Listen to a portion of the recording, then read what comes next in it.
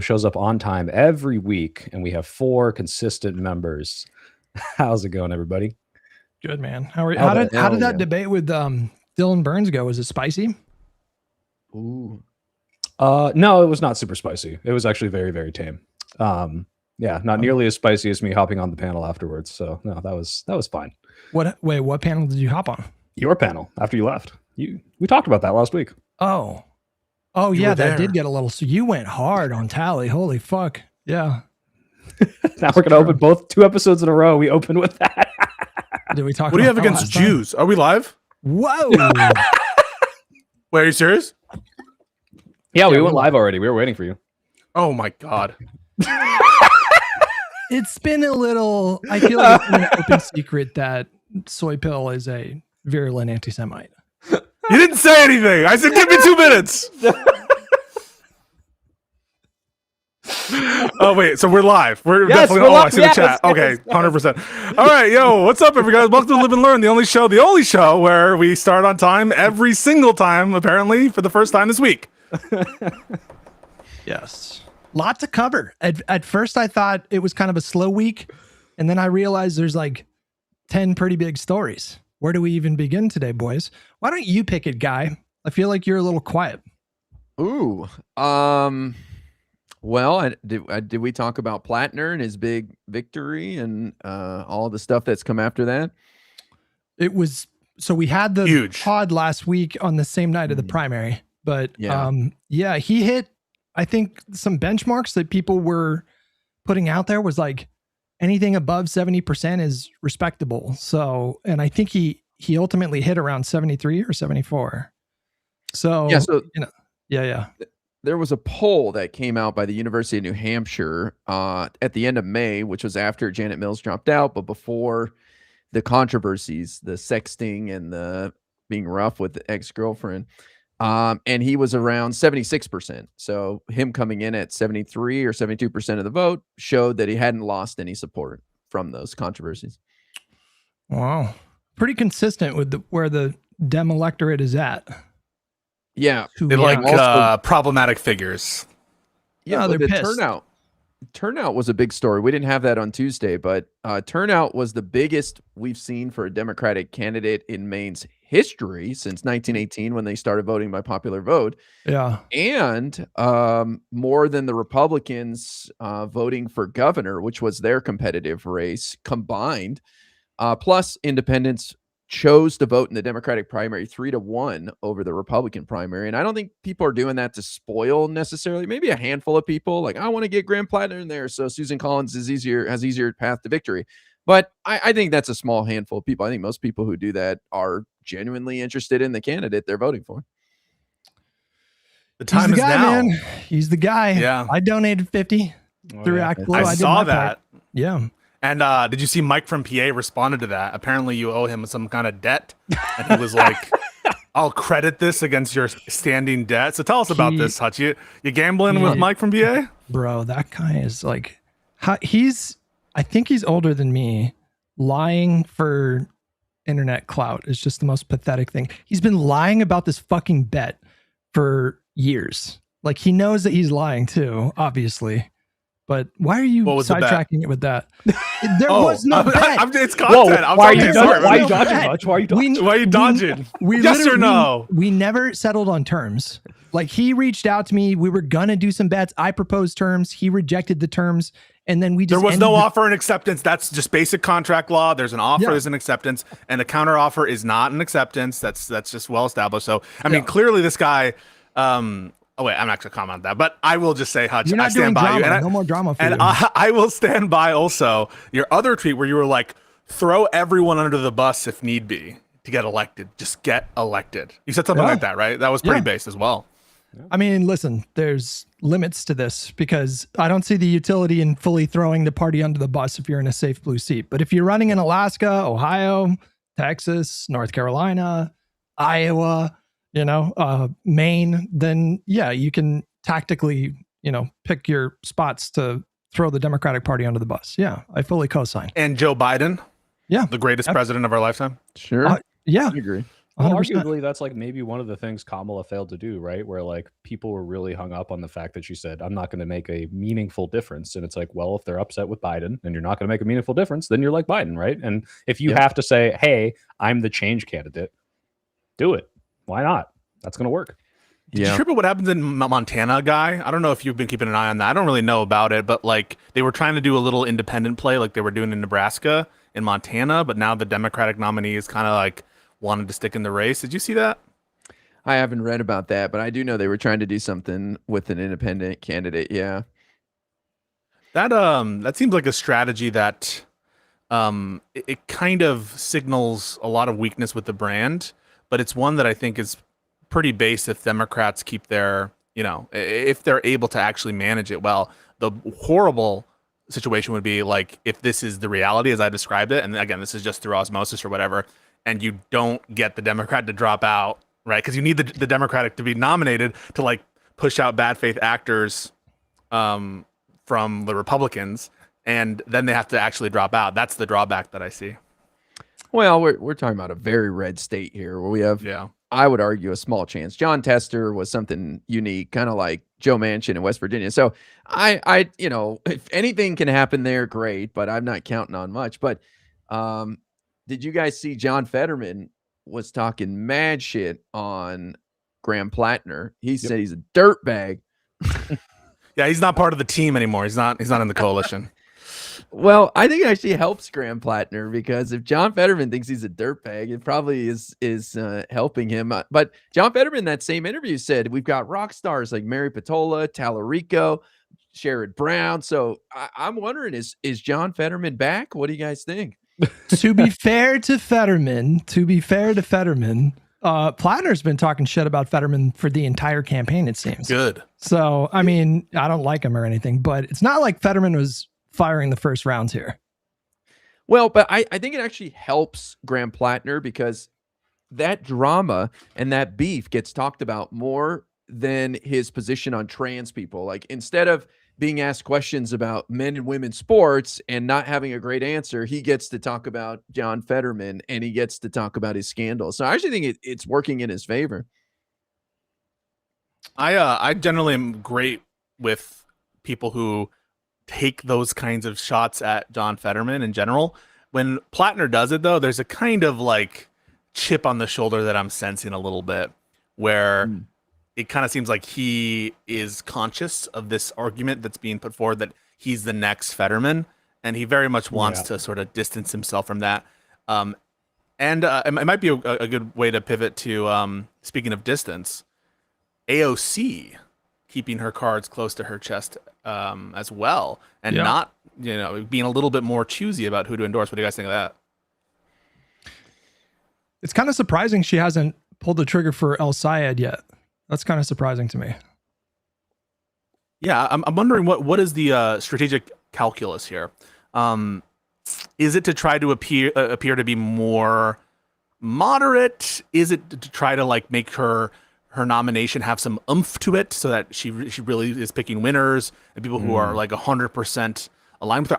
I don't agree with her doing this. I think that she should endorse Plattner. I think that she should endorse the candidate that she thinks is the best qualified. So I think this is like bad to do, but maybe it's savvy. I don't know. Well, it started with that Shoykot guy in Pelosi's district. He was her chief of staff for a short period of time when she first got to Congress, and she didn't endorse him, which I thought was interesting. Well, but yeah, you're right. Guy, I think apparently they didn't end on good terms, and there's like rumors of like why he left and whether or not there was some sort of like scandal or debacle or disagreement there. So I don't know if that was just because of his politics and like her being savvy, or it was genuine like I don't like this guy and I don't want to endorse him. So there was a little more to that too. But I wonder if that was the same strategy where she's like, hey, I don't even know if you're going to win, so I don't want to, like Pisco said, look like I'm picking losing candidates, especially if I run for president in 2028. I don't know. I think she's savvy. I think she's smart. I think she understands the value of her endorsement, and I kind of like that she's picky with it. Yeah, I don't know what she's doing. I don't know. It's a great question. Why is AOC not promoting the most progressive people in these races, or even the nominee? Graham Plattner is the nominee. I mean, why not endorse him? There was an endorsement recently that she made for the more kind of establishment candidate. I don't even know the race, but I was reading about it. Yeah, this was in Texas, right?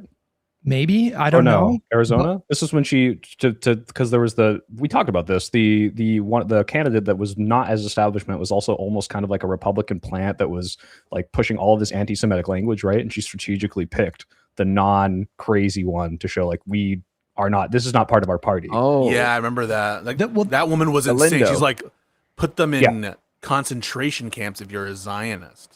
No. Yeah, she said repurpose ICE. Yeah, that's different. That lady was crazy though, and AOC was doing the right thing there. But yeah, it is 100%. Interesting. She's withholding her endorsement. She's getting some love. I saw some video that she did with More Perfect Union, that organization, where she went out and talked to people about data centers. And I think data centers is the new boogeyman that Democrats need to take the lead on, because everyone hates these things, and why not become the champion of hating on data centers? That was a good video. I just don't like the impulse on data centers. Like, I don't know enough about the issue to comment on it because I don't know what the effects are of data centers. I'm generally very skeptical of the tech people now, given things that have occurred and their capture of agencies, and they're trying to, create monopolies and stuff like that. So generally I'm skeptical, but there is a kind of like reflexive NIMBYism that I feel in the, like, oh, get the fucking data center out of my backyard. I'm just like, well, I don't like those kinds of arguments where it's like, but it's here next to us. Now, if there's some environmental concerns, if there are concerns related to, use of public funds or rebates or tax shit, like, fine, I'm open to that stuff. I don't want to be reflexively NIMBY about data centers if we fucking need them, Yeah, in the video, or I know she was giving a speech somewhere where she held up like a jar of like water from someone's faucet, and there was like a bunch of dirt in it, and that might be the byproduct of construction that might be contaminating the water supply, but like data centers you don't process data by putting dirt in water. That's not what's happening, like that's so ridiculous. Yeah. So I'm curious how much of this is like weird brain rotty, just like there's a lot of AI crap right now, and a lot of it does suck. But the idea that like, oh, these data centers are just going to destroy everything, and like, oh, they heat up the Utah Valley by like 50 degrees, and you're like, well, this is just like not true. It's the same with the kind of boogeyman of like, they're going to use up all the water. They're going to need water in the same way that like, a factory needs water. It's not like that much more. I like remember looking at like the quantified numbers of this, and so like a lot of it's boogeyman stuff, but I think you're combining this with like, okay, what's my timeline now? Oh, 80% AI slop, and that's what you're building this for? And no, sorry, but you don't understand. I need to have an Ask Rock which among these different politicians is the biggest loser, and for them to delete the biggest loser or whatever. But I understand, and I share the skepticism and aversion to a lot of the AI stuff, and just my sensibilities in terms of these tech people. And so I'm right here. I'm ready to be skeptical of data centers. I'm ready for it. I don't want to not give the issue its due and like really consider the and some of you guys in the audience, you probably know more. And if you do, put it in the chat. Yeah, I think Guy's right though. It's kind of a no-brainer. Just the revolt against the data centers is pretty wild. Like you can see video footage of town halls all over the country where the local population is just full on revolting against what's happening here. So I think it would be kind of silly if they ignored that issue. I don't know about the impact on the water. My understanding is that it's overstated, but I'm not qualified enough to opine on that. But the I wouldn't put it past them to poison the water just as some kind of ploy. I've seen Chinatown. But the impact on energy prices is definitely not overstated. That's real. Yeah. I think energy bills are going up between like 10 and 15% where they, in the locations where they're in close proximation to a data center. So that's just a recipe for even more populism.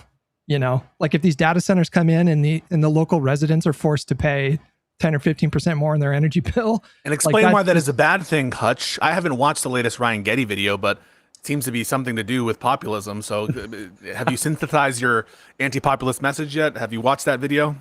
I did watch the video, and I've watched previous videos where he's talked about populism. I like him a lot. I like his videos a lot when, I don't agree with him on everything, but he definitely makes me think about things. I appreciate that about him. I don't know if we want to sidetrack the conversation in we don't have about a meta conversation about populism. Well, I think that there is palpable rage at these data centers because people don't see the benefits. Yes, bringing some jobs and helping their local economy, but like you guys said, they don't. I don't think AI has improved our lives dramatically yet and led to innovation that people can appreciate what's happening here. But um, Democrats shouldn't miss this opportunity, in my opinion, because I think we can extract some of the wealth and the the resources from these AI companies and these data centers by demanding that they do more. And they're all about speed. That's why these data centers are going up so quickly because everybody's racing to be the big dog and have the most power and the most resources. But if the community is upset, that's going to slow things down. So it's in their interest, these AI companies, to work with the local community. So, and that's why I want to see the Democrats take the lead. Like, we will be the conduit for you to reach the community, and we will speak on behalf of the people, but we'll work with you and provide solutions so that they can give the community more. I just see it as a great opportunity with everybody focused on these data centers. Yeah, if you're going to dump this much money into like Nvidia and all these other companies, like that is propping up the economy in some ways, make that money work for the people. If you're going to like make our energy prices, I've seen it go high. Hutch, you said 10, 15. I've seen places it's like 200% because the demand has increased that much. That's insane. It's like, all right, well, you better be giving this back in like tax breaks or something because you have billions and billions, if not trillions, to invest. Like, you better be helping the people you're fucking over if you want to, race to make this. That's going to be a cost. Well, Trump's policies have contributed to the rising energy costs as well. It's not all just data center stuff. True. So, yeah. What are you talking about, Hutch? The war is over. Good transition. Didn't he cancel like hundreds of millions of dollars worth of contracts that the government had already paid as a part of some of like Biden's projects? Or am I remembering that wrong? I'm sure he did that. I mean, he let food go to waste for no reason on like boats and stuff because even though like the contracts are already fulfilled or whatever for USAID, so I wouldn't put it past them. I don't know what you're referencing. I've read articles that say the bills going up is not necessarily the data centers. It is the utility companies having to upgrade their infrastructure due to climate change and just meeting the needs of the people. But we shouldn't tell people how to feel or what to blame. We should work with how the people are feeling and what they're focused on. And if they're mad at these data centers and think they're responsible for their energy bills, then we should lean into that. I think people are freaked out because they see this seemingly inevitable, like massive disruption, and they don't see the government proactively doing anything about it, which is a little kind of, freaks people out, understandably. And Trump is gung-ho on them. He's not going to slow them down in any way. So not Anthropic. He is going to slow Anthropic down. Yes. Talk about that. So Anthropic had this, the newest model for them was internally called Mythos, and it was allegedly. I think Fable is Mythos rebranded, but Mythos was. So this was a story that happened a few months ago where it was so good that they purposefully stuttered the rollout of the new model because there were concerns that just regular people would use it to like hack fucking iCloud and stuff like that. It was reportedly such a impressive model that like it was something like 40 to 50 major corporations all signed an agreement that they would work with the government to make sure that they didn't release dangerous models into the public. Well, they released Fable, which was like a trimmed down version of Mythos, just with a lot of guardrails. And apparently the reporting suggests that the Trump administration asked them to take it off the market, like remove access to that model, not because there was some broken version of it, but because the people at Anthropic, quote, like, don't speak Trump. So they didn't like sufficiently bribe. Yeah, they didn't give him a golden Anthropic statue to thank him for his wonderful contributions to the AI world. Well, they should have named the model Trump AI or something. I'm sure the administration doesn't like them much because the Department of Defense tried to get some kind of a contract with Anthropic to include their systems in whatever military stuff.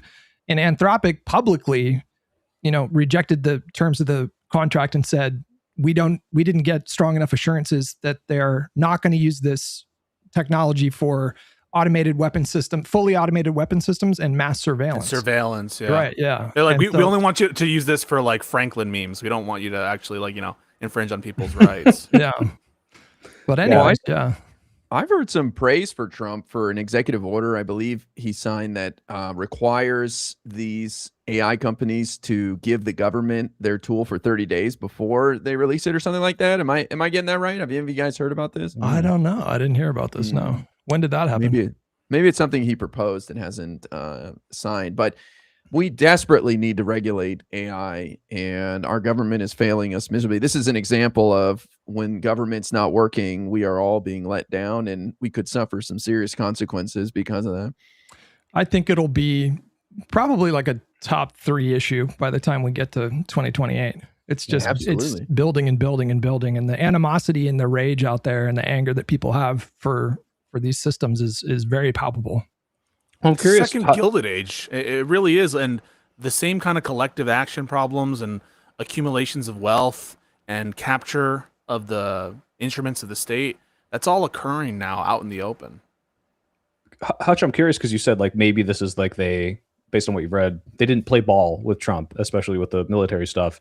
And this is also happening right before their IPO, which is like, hey, like your awesome product that is going to, increase the value of said IPO.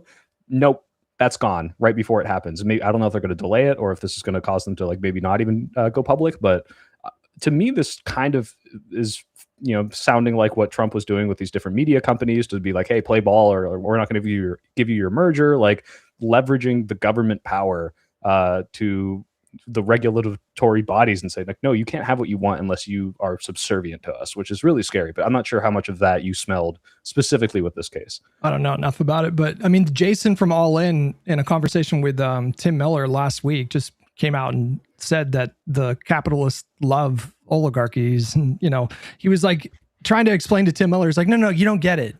Even though he fucked the economy, they can basically bribe their way into his inner circle. And so they really like him and they don't regret their vote. It was a pretty remarkable interview. If you guys find some time to watch it this week, it's pretty remarkable. Why would they regret it? I mean, really, honestly, there are some people who are winners and some people who are losers. The losers were everyone who bought this whole story about Trump being a dove, the people who thought that he was going to lower prices, the people who thought that, like, I don't know, Tulsi Gabbard was going to usher in a new era of transparency or whatever, and actually like effectuate some anti-corruption efforts as opposed to being corrupt herself. So those are all the losers, but the winners are the people whose cases are getting dropped, whose murders are being approved, who are getting a seat at the table, who are, on these fancy trips to these different events and are part of the ballroom graft that's going on, as well as the 10 other grafts that are happening. So I have every reason to think that they're laughing all the way to the bank. You think that Zuckerberg regrets what he did? No, none of these people, they're soulless demons, Hutch. Oh yeah, they're having the time of their lives. Speaking of people benefiting, like the UFC getting to host their event last night at the White House. I've been fighting with my chat over this, so I'm very curious to hear what you guys say. I thought it was kind of a cool event. I know it's not blue sky approved to say that, but I thought Democrats could learn a little bit from this. Now, obviously, I disagree with the promotion of the brands and the crypto and the way they went about it. But in the end, a lot of people like UFC, and I know there's polls that show people did not like the event or whatever. But we kind of look like prudes when we're just screaming about every single thing that Trump does like that, and including there were like dirt bikers jumping and doing stunts, and people were like, this is disgusting and disgraceful and ridiculous. It's like, I mean, it's people having fun and they're talented, like good fighters. So I don't know. I'm curious what you guys thought about it. I'll let Soypill go first. Yeah, I don't know. It's just like brain rotty to me. It's like having like a fucking hootenanny at the White House, and like it's not like trashy insofar as I'm like, oh, how dare you? Oh, you've ruined the sanctity of the White House. Like that hasn't already been done by the president. But it was just cringe to me. It's just like the fact that people are like, oh, it's like an idiocracy. They have the monster truck derby. I compared it to that. I'm like, yeah, is this really like, why are we doing this? Like, what are we celebrating here? And like, why are we doing dirt bike jumps and jet flyovers and UFC fights? And we'll get into P-Squad. I think you want to talk about one of the fighters' comments after his win. But it's just like it just makes me like so ashamed that like all the shit we're doing and like this is how we're celebrating it with this like fucking trashy. By the way, UFC specifically, like if it had been like, hey, we have like a tennis expose or like a performance by these people. UFC, I don't know if you guys watch UFC, but UFC is filled with like the most racist, degenerate, fuckhead audience I have ever seen in my life. If you go to the comment section or the like stream, like it is so fucking evil, like the way that like the audience for this specific sport is. And so like there's a reason UFC is always aligned with crypto. There's a reason UFC has always got these like, oh, like it's the Brazilian guy versus the Russian guy, and then you'll just see like the slurs you've never even heard of appearing in like the chat because it's like this weird nationalistic and racist pride for fighting the enemy. I don't know. I don't like it, but it didn't like ruin anything. It's just I was just like, are we really doing this? Like, come on. Yeah. All right. I think it's the perceived corruption that gets to me, like he's just got this close relationship with Dana White, and it's just like another reflection of just how corrupt this administration is. So that's why it doesn't sit right with me. All right, I'll do my throat clear caveats. Start off with, first of all, I can't help but like Derek Lewis a little bit. He really won me over. Some of his knockouts, and when he said my balls is hot, I don't know. I've always kind of liked Derek Lewis. Now he got knocked out, and some of the fights were objectively good fights. All right, that's all being fair and balanced. But fuck the UFC, and fuck Dana White, and fuck all those people. Number one, I think that these are some of the worst people that exist. Certainly some of the most showboatedly corrupt individuals who are attracted to this sport. And this is someone who actually kind of likes the sport sometimes. I'm just gonna be honest with you sometimes. But I just like hate all of the culture behind it, the culture of the fighters. Even this whole thing with DC, Daniel Cormier, he allegedly messaged or was messaged by Donald Trump. Oh no, this is not Donald Trump Jr. It's he claims he was hacked, by the way. He claims he was hacked, yeah. What's his other son's name? Eric, right? Eric. Holy crap. Yeah. That's so He's funny. so forgettable. Hey, don't worry. That wasn't a bit. Donald doesn't even know that one either. I promise that wasn't a bit. So, now, even though Eric Trump says that this is all fake or he was hacked or whatever, and query whether you believe him or not, it doesn't put him. Pisco, he's saying he was hacked now? Because when it first happened, he said, that's AI, that's not me. So yeah, now I'm just like, even if he was, no, he probably, this is all probably real. He's probably corrupt as fuck. Okay. And he's probably stupid enough as well to be like, can I just ask you about fixing fights? This is all like corrupt, whatever. So I don't put it past him at all. It just rings as something that is the kind of shit that these people engage in and the way they talk. There's something about that. And then on the real issues, that's all just the kind of like aesthetics of it. I hate the aesthetics of it. I hate these people. Fuck them all. And they're all like basically 90% Trump dick riders. And so fuck them for that too.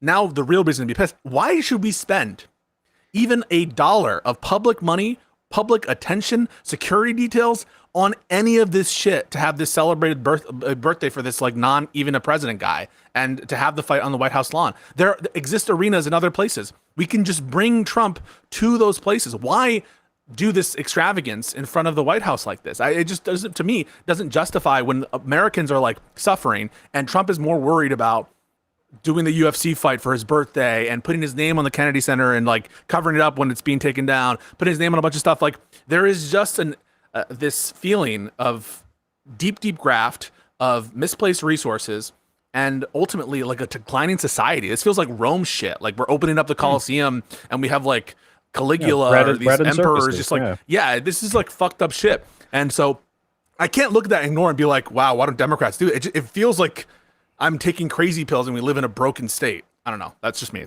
Pisco, have you considered that? Like, have you ever had like a really old dog and you can't take it to the beach because it'll like its legs will break? Like Donald Trump had a beta fish named couldn't make Albert. it to the Coliseum. They needed to put it in the backyard because it was too far for him to walk. Well, okay. Yeah, this is why we need a UFC cage match fight. This is why we need to have all UFC fights next to the White House. That's why we need a ballroom, and this is why we probably need a stadium right next to the White House too. Again, I do not think the way Trump did it was good, but there's a showmanship to it that I think the Democrats are going to need to bring if they're going to keep people's attention and stay in power. I'm not saying they have to do what Trump did, but UFC, from what I understand, is the third most popular sport ahead of hockey in America. So there's some fans out there, and they may have disagreed with what they saw, but you had the White House in the background. It looked beautiful. I'm sorry. I just got to say, it looked cool. And you had the fighter jets over, and you had the eagle flying around. And so, a lot of people, they love this gratuitous patriotism. And we on the left, we are known as America haters because the right says we are all the time. And then they do the exact opposite, where they lay it on thick with the patriotism. So that's what I'm saying. Like, we need to embrace some of that. I agree with you on that. And this is what I loved, where I thought the Democrats did a good job on that. And that's at a different set of sporting events. The Knicks playoff games. I forget what fucking Abbott called them. He was like the championship series instead of just calling them the finals, right? NBA finals.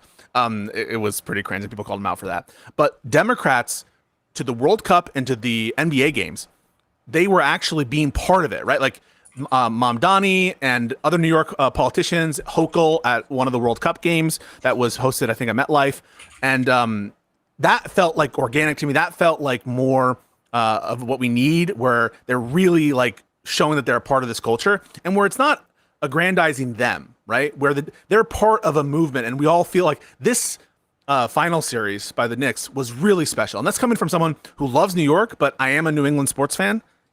But I know that if I were to give my New England sports fandom, it would be New York, because holy crap, the electrifying feeling of that moment and this entire series and like the whole city was just really awesome. And to watch so many politicians embrace it, I thought was special. I agree on that aspect of the sports, and on the patriotism, I totally agree, Ira. I think that's like Democrats need to embrace love of country. My listening library on YouTube gave $5 and said, as a MMA fan and a Dem, the event was amazing and fights were great. Shouldn't be tied to government, president, but pro-US is not bad. Yeah, I agree with that. The fights were awesome fights. I mean, like they just were spectacular knockouts. I think like most of them were, at least for the main card, were knockouts. You had Cyril Gahn knock out the Brazilian guy. I forget his name. But yeah, no, they were some really good fights.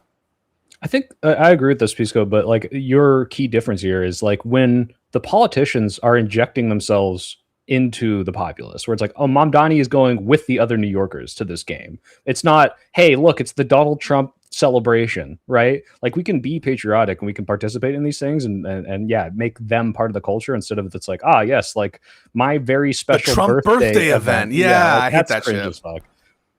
But that I think it's the guy's point, which is like there's stuff to learn from it, which is, and you can do it better, right? Like you can have a moment of unity. And I think government should be involved in like celebrations, in remembrances, in sports activities, in culture. It's I think a conservative talking point sometimes that like, oh, we shouldn't be funding the arts, we shouldn't be this and that. I do think that we should be involved in a better way. We just don't need like the ego and aggrandizement and corruption and graft and that kind of shit associated with it. And I think Guy would probably agree with that. So, I hear his take. I think it's a measured, respectable take.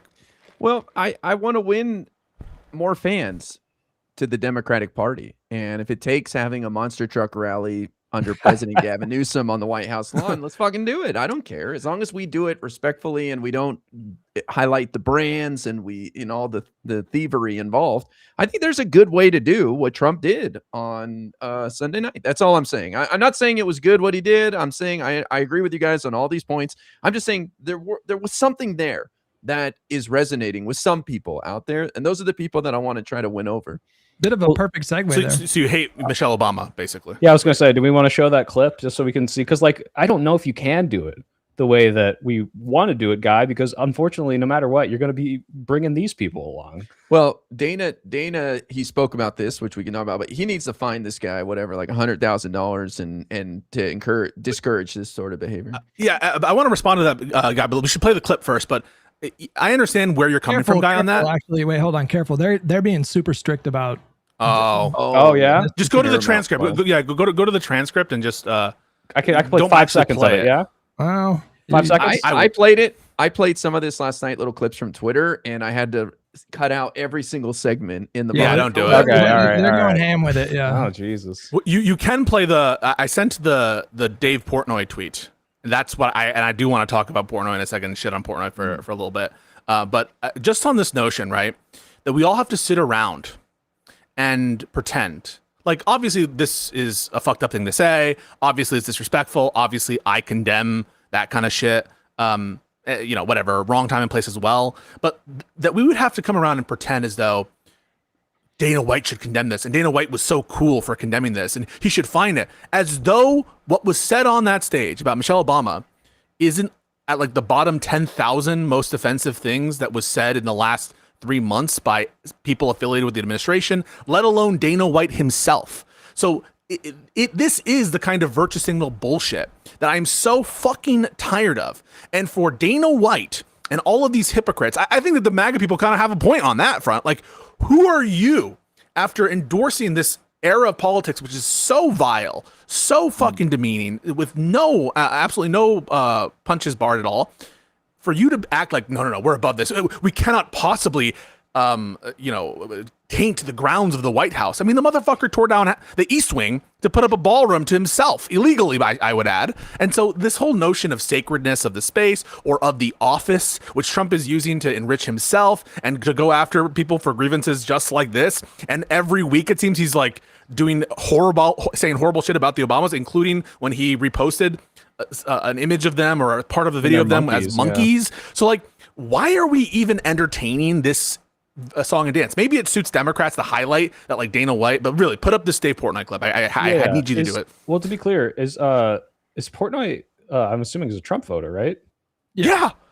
So yeah, why is he pretending like this is like, oh well, now this is too far? Can you pause it and go to what I actually said there? I want to read it word for word. What I tweeted before you read this. Okay. It would be like asking the world's biggest widget factory to denounce widgets. Like, why are you asking the widget factory to denounce widgets? Why are you asking Trump to denounce like bad jokes or bad like insults of people? That's his whole thing. So press play. Yeah, he's clearly pretty day drunk in this clip too. It's funny. Can you guys see this full screen or no? Yeah, fuck Prez. One moment, I do think Trump has to denounce, and anybody associated with it has to denounce, and that's that crazy fighter guy. I don't even have his name up here, but he won the fight.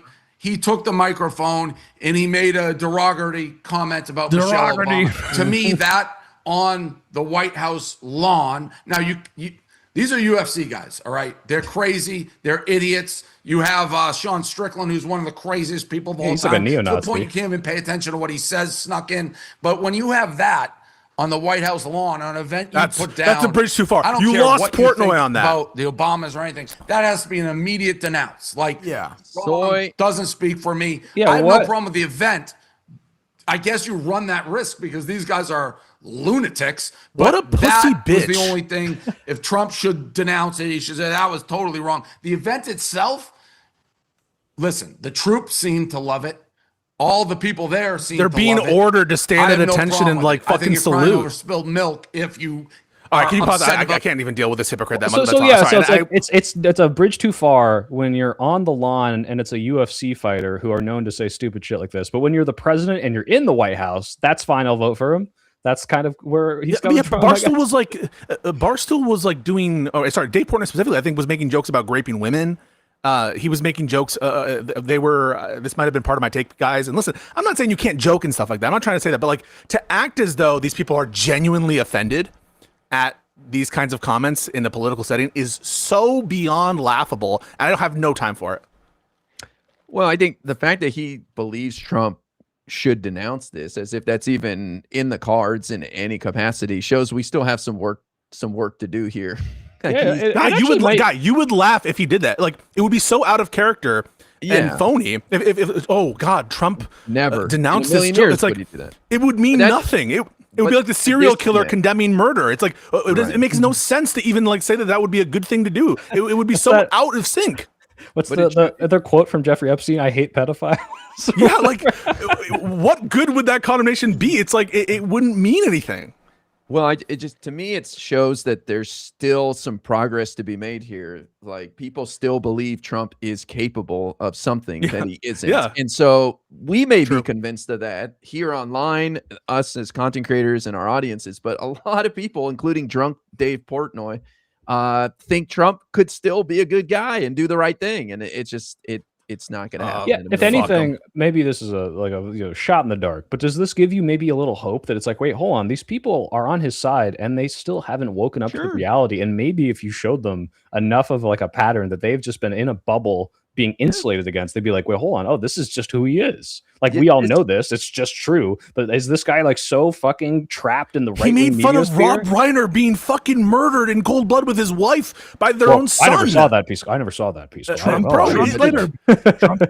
Trump made fun of Rob. He said he died because of Trump derangement syndrome. Yeah, he said Rob Reiner was slaughtered. Mueller's death. Like, yeah, I don't understand how he these said, people are good, missing that. Mueller is dead. Like, what are we talking about? Portnoy, fuck you, Prez. Prez is such a bitch too, because he will always do this kind of cancel culture shit, bullshit, woke on too far whenever it suits him. But when he wants to do a little virtue signal, and by the way, this is him signaling that he's fair and balanced, he'll be like, I voted for the weed referendum in Florida, and I called out that Trump didn't denounce the whatever. The guy said something about Michelle, and then all the rest of the time he's just glazing and dick sucking fucking Trump. I can't stand Prez. He's the biggest hypocrite.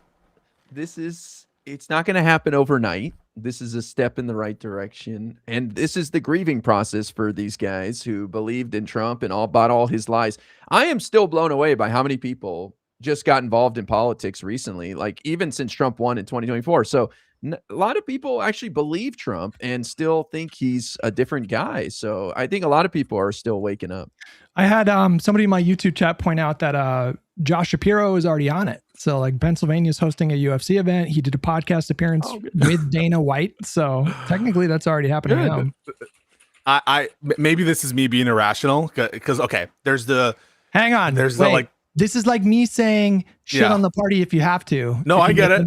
I'm self-aware of that, Hutch. Listen, I'm accepting that I'm possibly being hypocritical about this, and maybe guy has a point. And hey, whatever. I said Kamala should be on Joe Rogan. Maybe I'm being inconsistent, but I just despise Dana White with everything in my fucking body. That guy is just such a dirty motherfucker, just a dirty, dirty guy. But you know what? I'll give Shapiro the grace to do what he wants to do. Monster trucks, UFC, whatever. I mean, there's a reason he's like plus 15 in Pennsylvania. It's crazy. So, I mean, like his approval is insane. You know who's got the best net approval of Democratic senators? Do you guys know this? Well, I know. I don't know. I think it's Mark. Should we guess? Oh, too late. Oh, I think it's Mark Kelly. I think he's plus. Wow. I could be wrong about that. It might be that he's the most popular politician in Arizona, but he's plus 15 in Arizona. Oh, I was thinking who's the most astronauts effective in America. I thought you were saying who's the most effective. My bad. I didn't know who has the highest approval. I have no clue actually. You mentioned Gavin Newsom a minute ago. That's a good segue because well, there's two things. First, he announced that the administration has been like actively investigating him and his wife. Apparently, that investigation started under Biden. Don't take my word for that. It was just literally like some journalist on Twitter made that claim, and I didn't really have time to fact check it right before. And also, he formally announced that he's considering a run for 2028. So, formally announced he's considering it. Yes. I don't even know why they do that weird playing coy thing. Is there a reason? Do you guys know? Like Ro Khanna, there's like, he's like, okay, I'm doing my national tour, and it's like, okay, but you know what we're doing. It's just say it, and it's like, no, I can't. Why not? Like, is it because the opera research there's multiple reasons. Earlier, I think maybe that some of that, but I think a lot of it has to do with like financial stuff. Once you have like an actual campaign and you're like soliciting donations, there's a bunch of like compliance stuff that turns on, as well as I think they want to read the temperature. They don't want to do like. They want to avoid a mill situation where the polls just like kind of galactically go against you and you have to like bow out or to lose embarrassingly. So I think that there are a bunch of pros to announcing to being early or whatever. Look at the fucking who's the ice guy, the Bovino with his fucking shit. So you get some name recognition, but he's already like very ubiquitous, and so I think for him the compliance stuff and waiting to play his cards probably makes sense to wait. I think he wants to. I think the candidates want to be in control of like their formal announcement. They want to make like a big show of it and be the one controlling that narrative. But we in California have known that this guy is going to run for president for like 20 fucking years. Like there's been speculation about this guy running literally for over 20 years now. So yeah.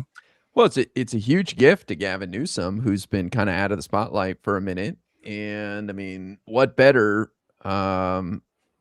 what better energy to inject into your 2028 chances than Trump to open an investigation into you? You know, Definitely. you're public enemy number one for him. So, hey, man, there must be something there. Definitely. It's so fucked up. And I want to call out, by call out, I'm just mean praise Soipel and I, because I think that we applied the same standard to Gavin Newsom now that we applied previously to Hassan Piker. And it's the following.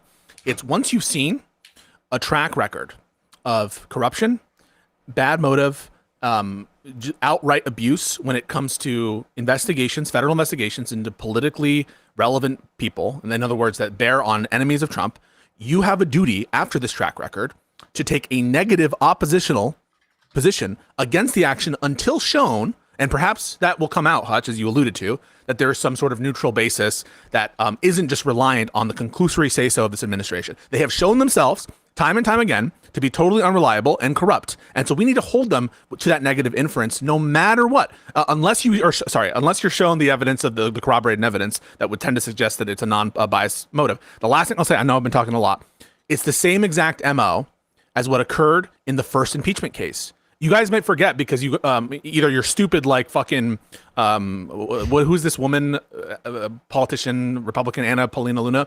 She didn't know what the first impeachment was about. She thought it was about Russiagate when it was really about this the Ukraine prosecutor type situation where we're having this phone call between Trump and this kind of leverage on what? On announcing investigations into the Bidens at a similar kind of time in the cycle, or at least close enough. It's his MO. Use the powers of state either to coerce foreign prosecutors or domestic prosecutors to announce investigations into political rivals. And why shouldn't we take that inference now? Even though we know dick about this investigation, I think that we have enough of a track record here to take that negative inference. I'll shut up. Well, this DOJ has been incompetent since Trump took over in January last year. So because of their failures up to this point with Letitia James, James Comey, and whoever else they're investigating, nobody believes any investigation is legitimate. So Gavin Newsom can just play the victim. I mean, maybe there is something there. I don't know. Supposedly they're investigating his wife and some connection between her. He will not lose any support for this. No, he'll gain. He'll gain by Democrats. Yeah, they're going after the corrupt, gruesome Newsom. That's all. That's all he has to say, and it's like, oh, of course. That's how little credibility this administration has. On it's the same with Comey. It's the same with Letitia James. It's the same Kelly, with Mark Kelly. Yeah, Mark Kelly. He literally said we should hang these people. Yeah. Where's the drop off in support? I mean, it's not. The drop off's happening. It's not because of that. Absolutely not because of that. And the drama is huge. Like one of Mark Kelly's. I think Mark Kelly's a stellar 2028 candidate. He's from a border state. He's got this great military background, astronaut, married to Gabby Gifford. Yeah, good story. Very confident in front of the cameras, but he's not involved in any drama beyond the seditious six. But that happened a while ago. So, this is great for Gavin. People love the drama nowadays, and it holds people's attention. Yeah, Kelly went from polling, I think, like below 1% in the primary to pretty consistently like around 4 or 5% now, which is, obviously he's got a lot of work to do if he wants to run for the presidency. But, that's, he definitely put Kelly on the map and put him into the conversation. And so I was telling my chat today that I would bet my life that Gavin Newsom's campaign is euphoric that the DOJ is going after them because he's going to climb. I don't know if he's going to catch up with Kamala because she's like doing pretty well. And she seems to have like some pretty rock solid support with black voters, which is really fucking important in the primaries, but he'll get a nice bump from this for sure. I'm telling you, don't sleep on open carry Kamala. She could totally redesign a campaign that wins. Signs that say "I fucking told you so" or whatever. I don't know. Oh my god! If you she think that would comes work, out, don't you think that would come off as too smug guy? Like no shot. Yeah, all right. If she comes out really aggressively, then I think she will. I think that's going to resonate with Democratic voters right now. For the same reason that like Plattner was able to overcome these scandals is because they're looking for people that are going to tap into that anger and be like an avatar for them. And, she had to constrain herself quite a bit in 2024. And so I think a lot of people are underestimating her chances of winning again or winning the primary. And she has historically been pretty scrappy. And so I think we're going to get a much more aggressive version. And it's just the fact that like she's retained a lot of support from black voters, and they're just so important during the primaries. It's insane how much pull they have in the primaries. And so, I don't know, man. People will dismiss her. A lot of people in my chat fight me on this, but she right now is definitely the best position to win. Isn't it too early to say? Period. I mean, like, there's so it's like saying Donald Trump has no chance in 2014, right? Like that was a meaningless statement then, even though it made sense given all the facts we had. There's so much that can happen between now and then that like I just don't even like anyone asked me to comment like who's your 2028 hopeful. I'm like I don't fucking know, dude. It's like but we won't even know till like 2027 like December if who's got like a really good chance. I feel like, but she would have to. I think she would have to fuck up. Like she would have to have like a couple really bad moments or something like that, or you get like a dark horse situation like with Ossoff. Every time I see that guy speak, is crazy. That guy seems like he's a generational talent in the making. He's just like he's got the politics side down just really, really well. He's just very impressive every time. He's doing the Tallarico thing, the populism, pragmatic like merge. I think it's probably what needs to happen for all Democratic candidates going forward. Is he? I did not. Well, he's talking about Epstein class. So I know he's doing that. So like, I think that's a populist talking point. So. I don't think you'll see Tallarico or Ossoff run for president, though. They're too important in their seats. Like you just can't replace them. If Tallarico wins, like people are like, he's going to run for president. I hope he doesn't. Because who else is going to win that seat in Texas? Assuming he can win it, which I think he can. The polls all show him ahead, but he did in fact not wear a dress, but the AI video showed that he was wearing a dress. I don't know if you guys saw that. Oh my God. Yeah, that's very embarrassing that he didn't do that. Did that come out from the opposition campaign, or was that just some random person? I don't know. I saw it, and I'm like, this is why I hate AI. I will say to the Ossoff point. Oh, go ahead. Sorry, guy. Well, I was going to say somebody put money behind that. They ran like ads with that. Oh, okay. So yeah, this is like actually paid opposition AI shit where he's like, "Oh, I love trans kids," and he's in a dress, and it's like, how is this not illegal? Like first of all, he didn't say this. Second of all, this isn't even him, and you're using his likeness and voice. Like I've heard this. I forgot who said this, or I've heard a bunch of people suggest this actually. If we want Republicans to denuclearize, we should be making every fucking AI video we can of Donald Trump saying "I fuck children" and just paste it everywhere, fucking everywhere, until they say we need to regulate. This is an artistic performance. This is like an interpretation. Like no, I think that why the fuck not? Didn't like South Park do something with? I thought that they did some kind of like either AI thing or some kind of him with having a small dick or something. If they're gonna go there, I don't see any reason why we should refrain from doing that kind of shit. I have no we genuinely need to use all of our cards available to us within the domain of politics. I'm not saying go out and do crazy stuff. I wanted to say something about Ossoff, but Hutch, you can go. Well, I was going to say I want to take it back to Tallarico real quick and say if that guy flips Texas, he should absolutely run for president. 100%. 100%. Don't you think that loses the seat in the next session? Well, actually, wait, hang on. How would the replacement go? Would the governor pick the replacement? Until the next election, right? Yeah. Never mind. I take it back immediately. You want those 6 years? You want those 6 years? Yeah. Yeah. I will know on Ossoff, people seem to be more worried about Michigan as a seat than Georgia, and I think that is a notable thing to observe. Now, maybe it's not true. Maybe we should be, because I would say Michigan in general is seen more as a lean blue swing state, and Georgia is seen more as a lean red swing state. Nonetheless, the consternation seems to be about Michigan, not Georgia, which I think speaks to Ossoff's talents. Oh, he's incredibly talented. Don't get me wrong. I just want to hold on to that seat in Georgia. Yeah, he's got time. He's pretty young. But I think like Cook Political Report put Georgia as like leans blue. That's not even. I mean, GOP has basically given up on taking that seat from Ossoff. Have you guys seen the speculation about Plattner, which I don't even necessarily disagree with? Like, if he absolutely stomps Collins out and wins by like 10 points, I feel like he would. Well, I almost said certain, like 100%, but he might run for president if he actually stomps her out by 10 points. That guy might run for president. I don't know. Plattner for president. Things have happened. He had a great acceptance speech, I will say. I thought it was a very effective speech. I thought he did very well, but I don't want him as president. I don't think he has the judgment for it. He's a good speaker, man. I think people should really tune in. His messaging is resonating with people, whether you like him or not. He's hitting all the right notes, and the people of Maine sure as hell like him. So something to be said about that. I'm choosing to be optimistic now that I've given up my foolish dreams of replacing him before the July 13th deadline.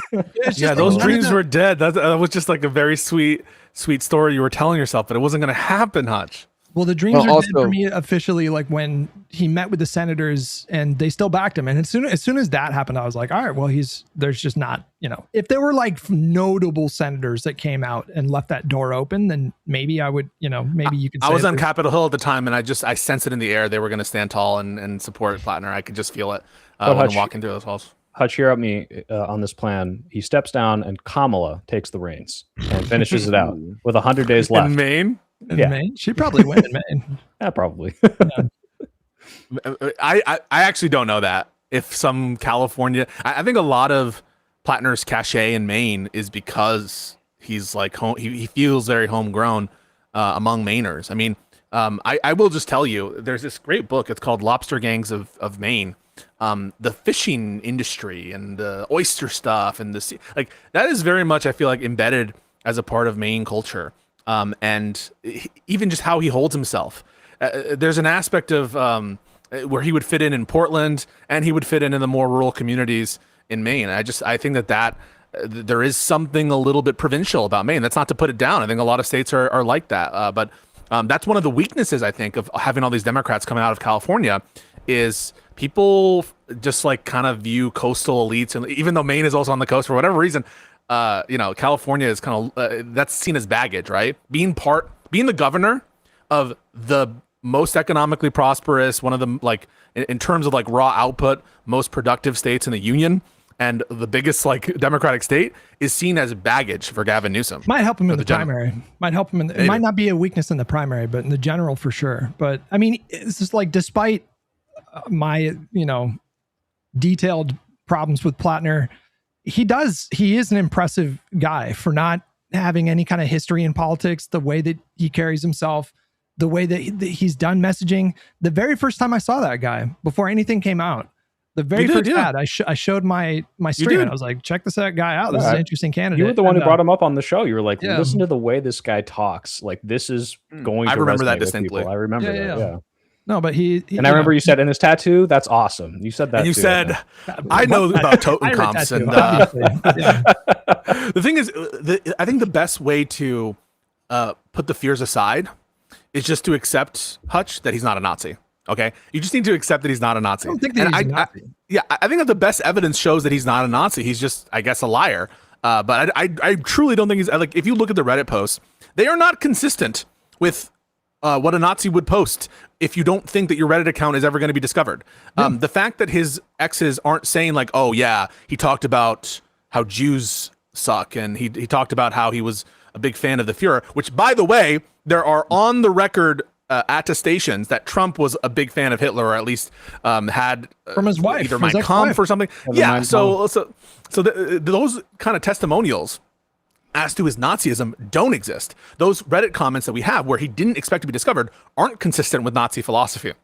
And so once you let that wash over you, he's not a Nazi. And then it feels a lot better to be like, okay, yeah, I support this guy. I never felt confident he was a Nazi. I just, whatever. I don't listen. He's a candidate now. He's our guy. So he might be an idiot, but he's our idiot. I'm pulling punches a bit, But there was another woman that came out, and I guess if we take her word to be true, along with the other women, he told one woman that they got the tattoo because they didn't know what it was. Or no, he told one woman he got the tattoo to always remember that the U.S. were the bad guys in Iraq. And then he told another woman that he got the tattoo to, because they're like deadly kill squad, and not necessarily because they were Nazis or whatever. But yeah, to your point, Pisco, I just think he's, hasn't been honest, but I don't, to your point, I think that's fair. That's accurate. The fact that we have Reddit posts going back like fucking 10 years, and I haven't seen any kind of inkling in any of that he's like an actual Nazi.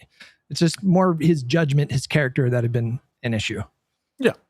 Yeah. By the way, we have current senators or congressmen like Steve King, or these people who are like, we only need heritage Americans, and like they're actual like literal Nazis basically. So like we know what that looks like, and he has not expressed anything like that. So Steve King's interesting. He's no longer in Congress, but he supported a candidate running for governor, I think, in Iowa that was not endorsed by Trump, and his candidate won instead of Trump's backed candidate, which was an L for Trump. What I really want somebody to ask Plattner that would make me feel more comfortable, and not that I'm not comfortable, which I am, but it would make me more comfortable if somebody asked him, if they couldn't get the votes, if the Democrats get the majority and they can't get the votes for Medicare for all, but can get the votes for a public option, would you vote for that? Or similar kind of compromises. Sure, he should say he probably would, but I do want to hear an answer to that question. Interesting. And then I want to ask him, would he have voted for the Enabling Act? I think I said this last week. I think he's lying. I just think he's lying for personal reasons. He's embarrassed. He probably doesn't want to tell his wife there's more to the story than I told you about.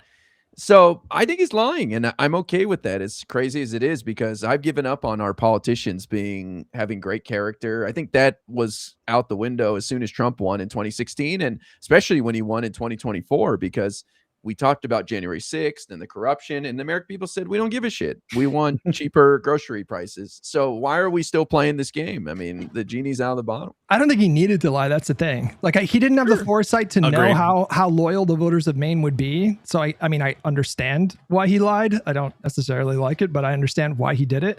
But looking back, I feel like he probably thinks he could have just said the truth and he would have been fine. Probably. Yeah. And people make stupid lies sometimes. Go ahead, sorry, Ira. Well, Ro Khanna has great answers. Like, he should just hire Ro Khanna to run his campaign. He's been doing his events. Ro Khanna said, look, this guy's damaged by the wars that Susan Collins voted for, and he's not perfect. And we're trying to prevent new wars like this Iran war. And so I think if you just keep hitting that, people will accept his flaws. You mentioned Michigan, Pisco. Yeah. And that race is becoming a little interesting. I think McMorrow had dropped a bit. And then now there are these outside groups that are pouring like millions of dollars in the final stretch. I think their primary isn't until August.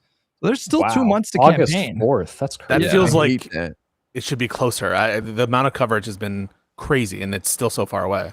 Was it Plattner who said he supported like 2 months campaigns that are publicly funded? I don't know if he did that and it was kind of like tongue in cheek, then maybe my shit wouldn't have come out. But like, I support, like, that's how they do it in a lot of other countries. These long campaigns are ridiculous. Yeah.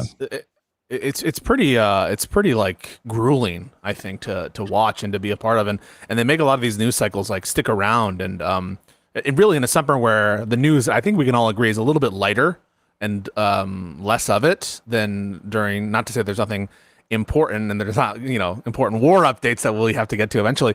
But I do think that sometimes they overstay their welcome. The Michigan race in particular, I am a little worried about it. I think that I think on balance, we probably have a good chance on it, but I am more worried about Michigan than I am of Maine. I'm going to be honest with you right now. Like I'm more worried about why? Because of my intuition let me ask, regarding how does the GOP win polling, in your opinion? Oh, I think they're able to win. First of all, the polling in the head-to-head right now, I know you don't trust polling that much, has Mike Rogers as a competitive candidate in Michigan.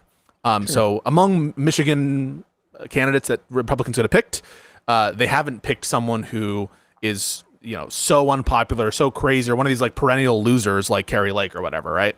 And he is someone who I think is not offensive to a regular Michigander, right? So that's feeding into it a little bit.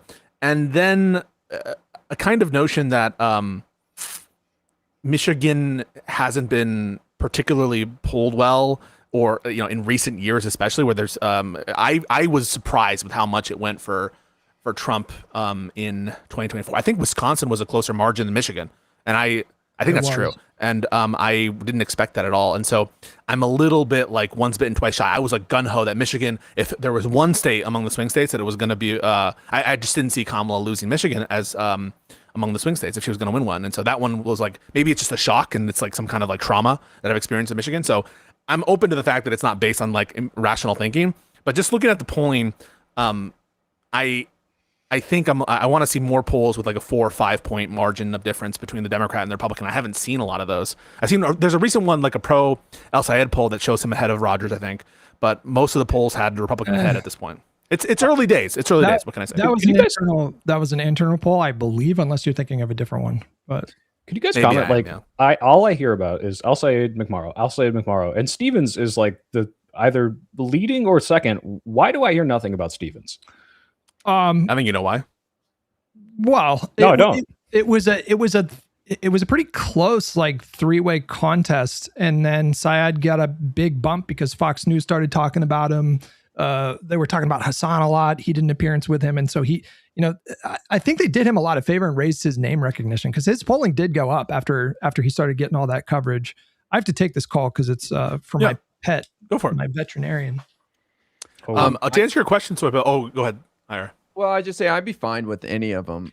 Stevens is a current congresswoman. She's recruited and endorsed by Chuck Schumer, and she is ahead in the polls, but she's like a Saturday Night Live character. If you watch any of the debates, she's so funny. She's so weird, but she's pretty solid. I think she's got a really good chance. I'm rooting for McMorrow. I think she's the realest one in there, who's very practical. She's got some great policies she's been involved in, like something called RX Kids in Michigan that they took statewide, where they give pregnant moms $1,500 and then they give them like $500 for the last 6 months of their pregnancy or something like that.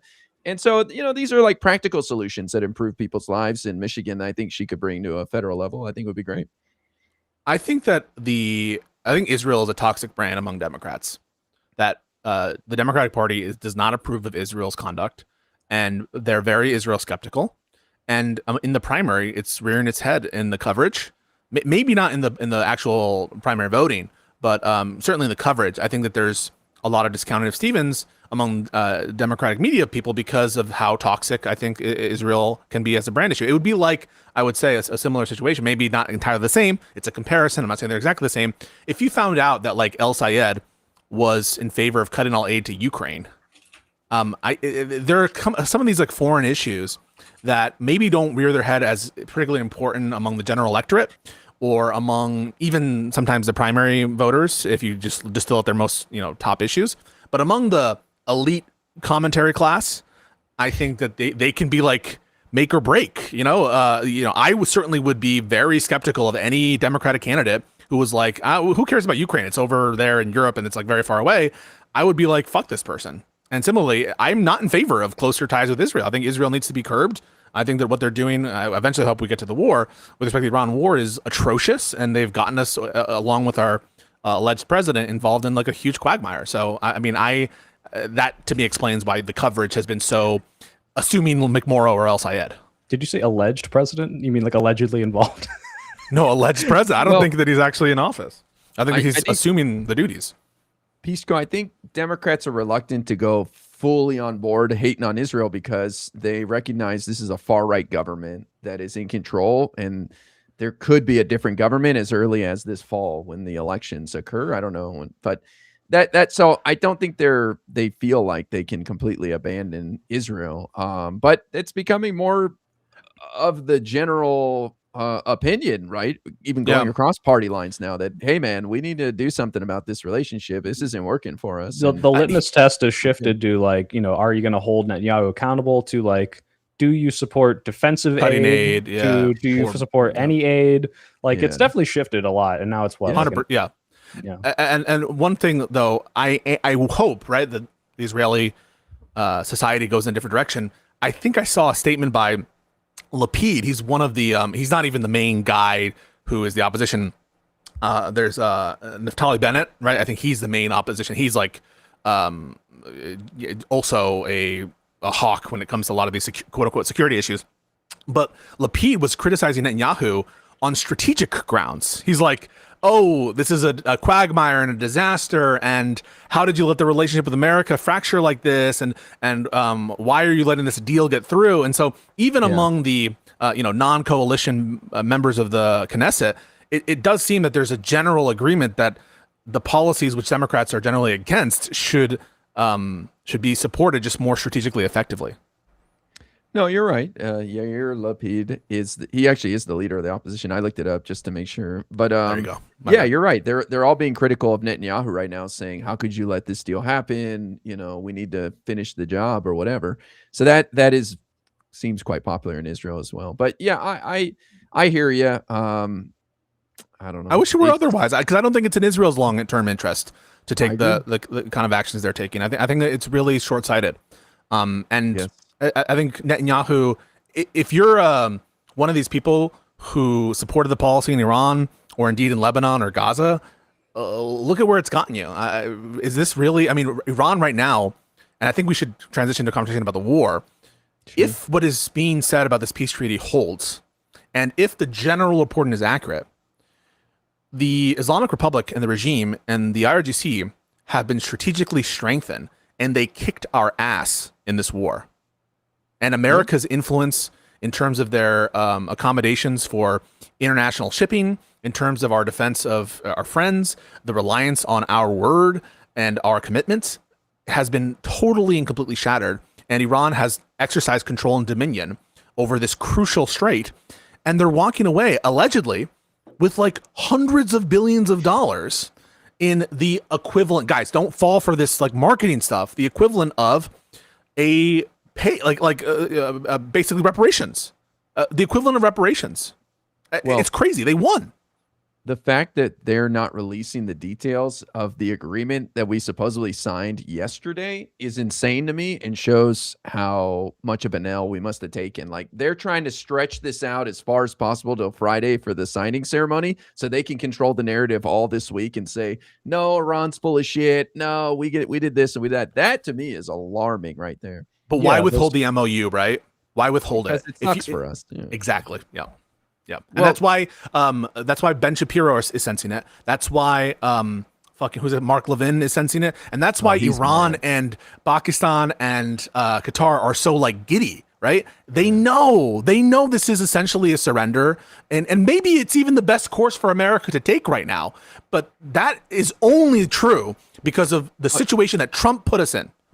It's not even a surrender for addressing the problems that we tried to deal with in the war. The strategic goals to disarm Iran, stop the nuclear. It's to reopen the Strait of Hormuz, which was the status quo antebellum, right? That was the status quo prior to the intervention. And so to have that as a win, I mean, everything has been pushed back. The nuclear issue, the more delay, the better for Iran, right? The issues of the proxies. If this actually ensures some amount of hedging against incursions against Hezbollah, then what's the effect of that? The effect of that is you have a reanimated Iran that has wiped out its old leadership, its decrepit and unpopular leadership, with new vigor, and you've totally undercut all of the pro-democracy movement. They are now a player that everyone is going to go to, right? You're not going to go to America to ensure international shipping. If you need to cross the Strait of Hormuz, you're going to one country, I guess maybe two, Oman and Iran, and that's it. It's a humongous defeat. And the terms that are being proposed here as part of the MOU are like the JCPOA plus huge benefits to Iran that weren't encompassed by the JCPOA. And it's just so insane that we're in this situation. It's a bigger disaster than Iraq, a bigger disaster than Afghanistan, arguably a bigger disaster than Vietnam, I will say. Maybe not in lives lost. Obviously, more American troops lost lives, as well as Vietnamese civilians lost lives in that conflict. But in terms of like the geostrategic area, Vietnam is still, is not like more of a backwater than Iran is. Iran is like a centrally located, a population of 90 million. And so it's more geostrategically relevant to our friends and ultimately to the economy. Well, and if anybody out there thinks this is the end of international waterways being free, then they're correct, because other countries are gonna be like, oh, okay, if they can close it, we can close it, and they're gonna be talking about Yemen real soon.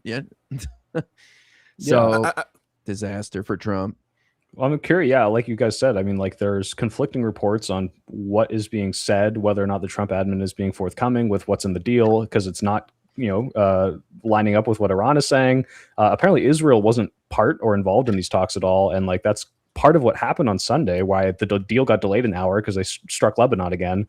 I'm curious if they're going to do kind of what they did at the beginning and try to sabotage and say, no, we're not happy with this. Why wouldn't they? Yeah, like why would they not try to ignite flames again? And then Marco Rubio has to come out and be like, "Sorry guys, like Israel forced us to. If we didn't do this, we'd get all our bases would be struck again." I'm not optimistic that this holds till Friday, or if they it's a little concerning.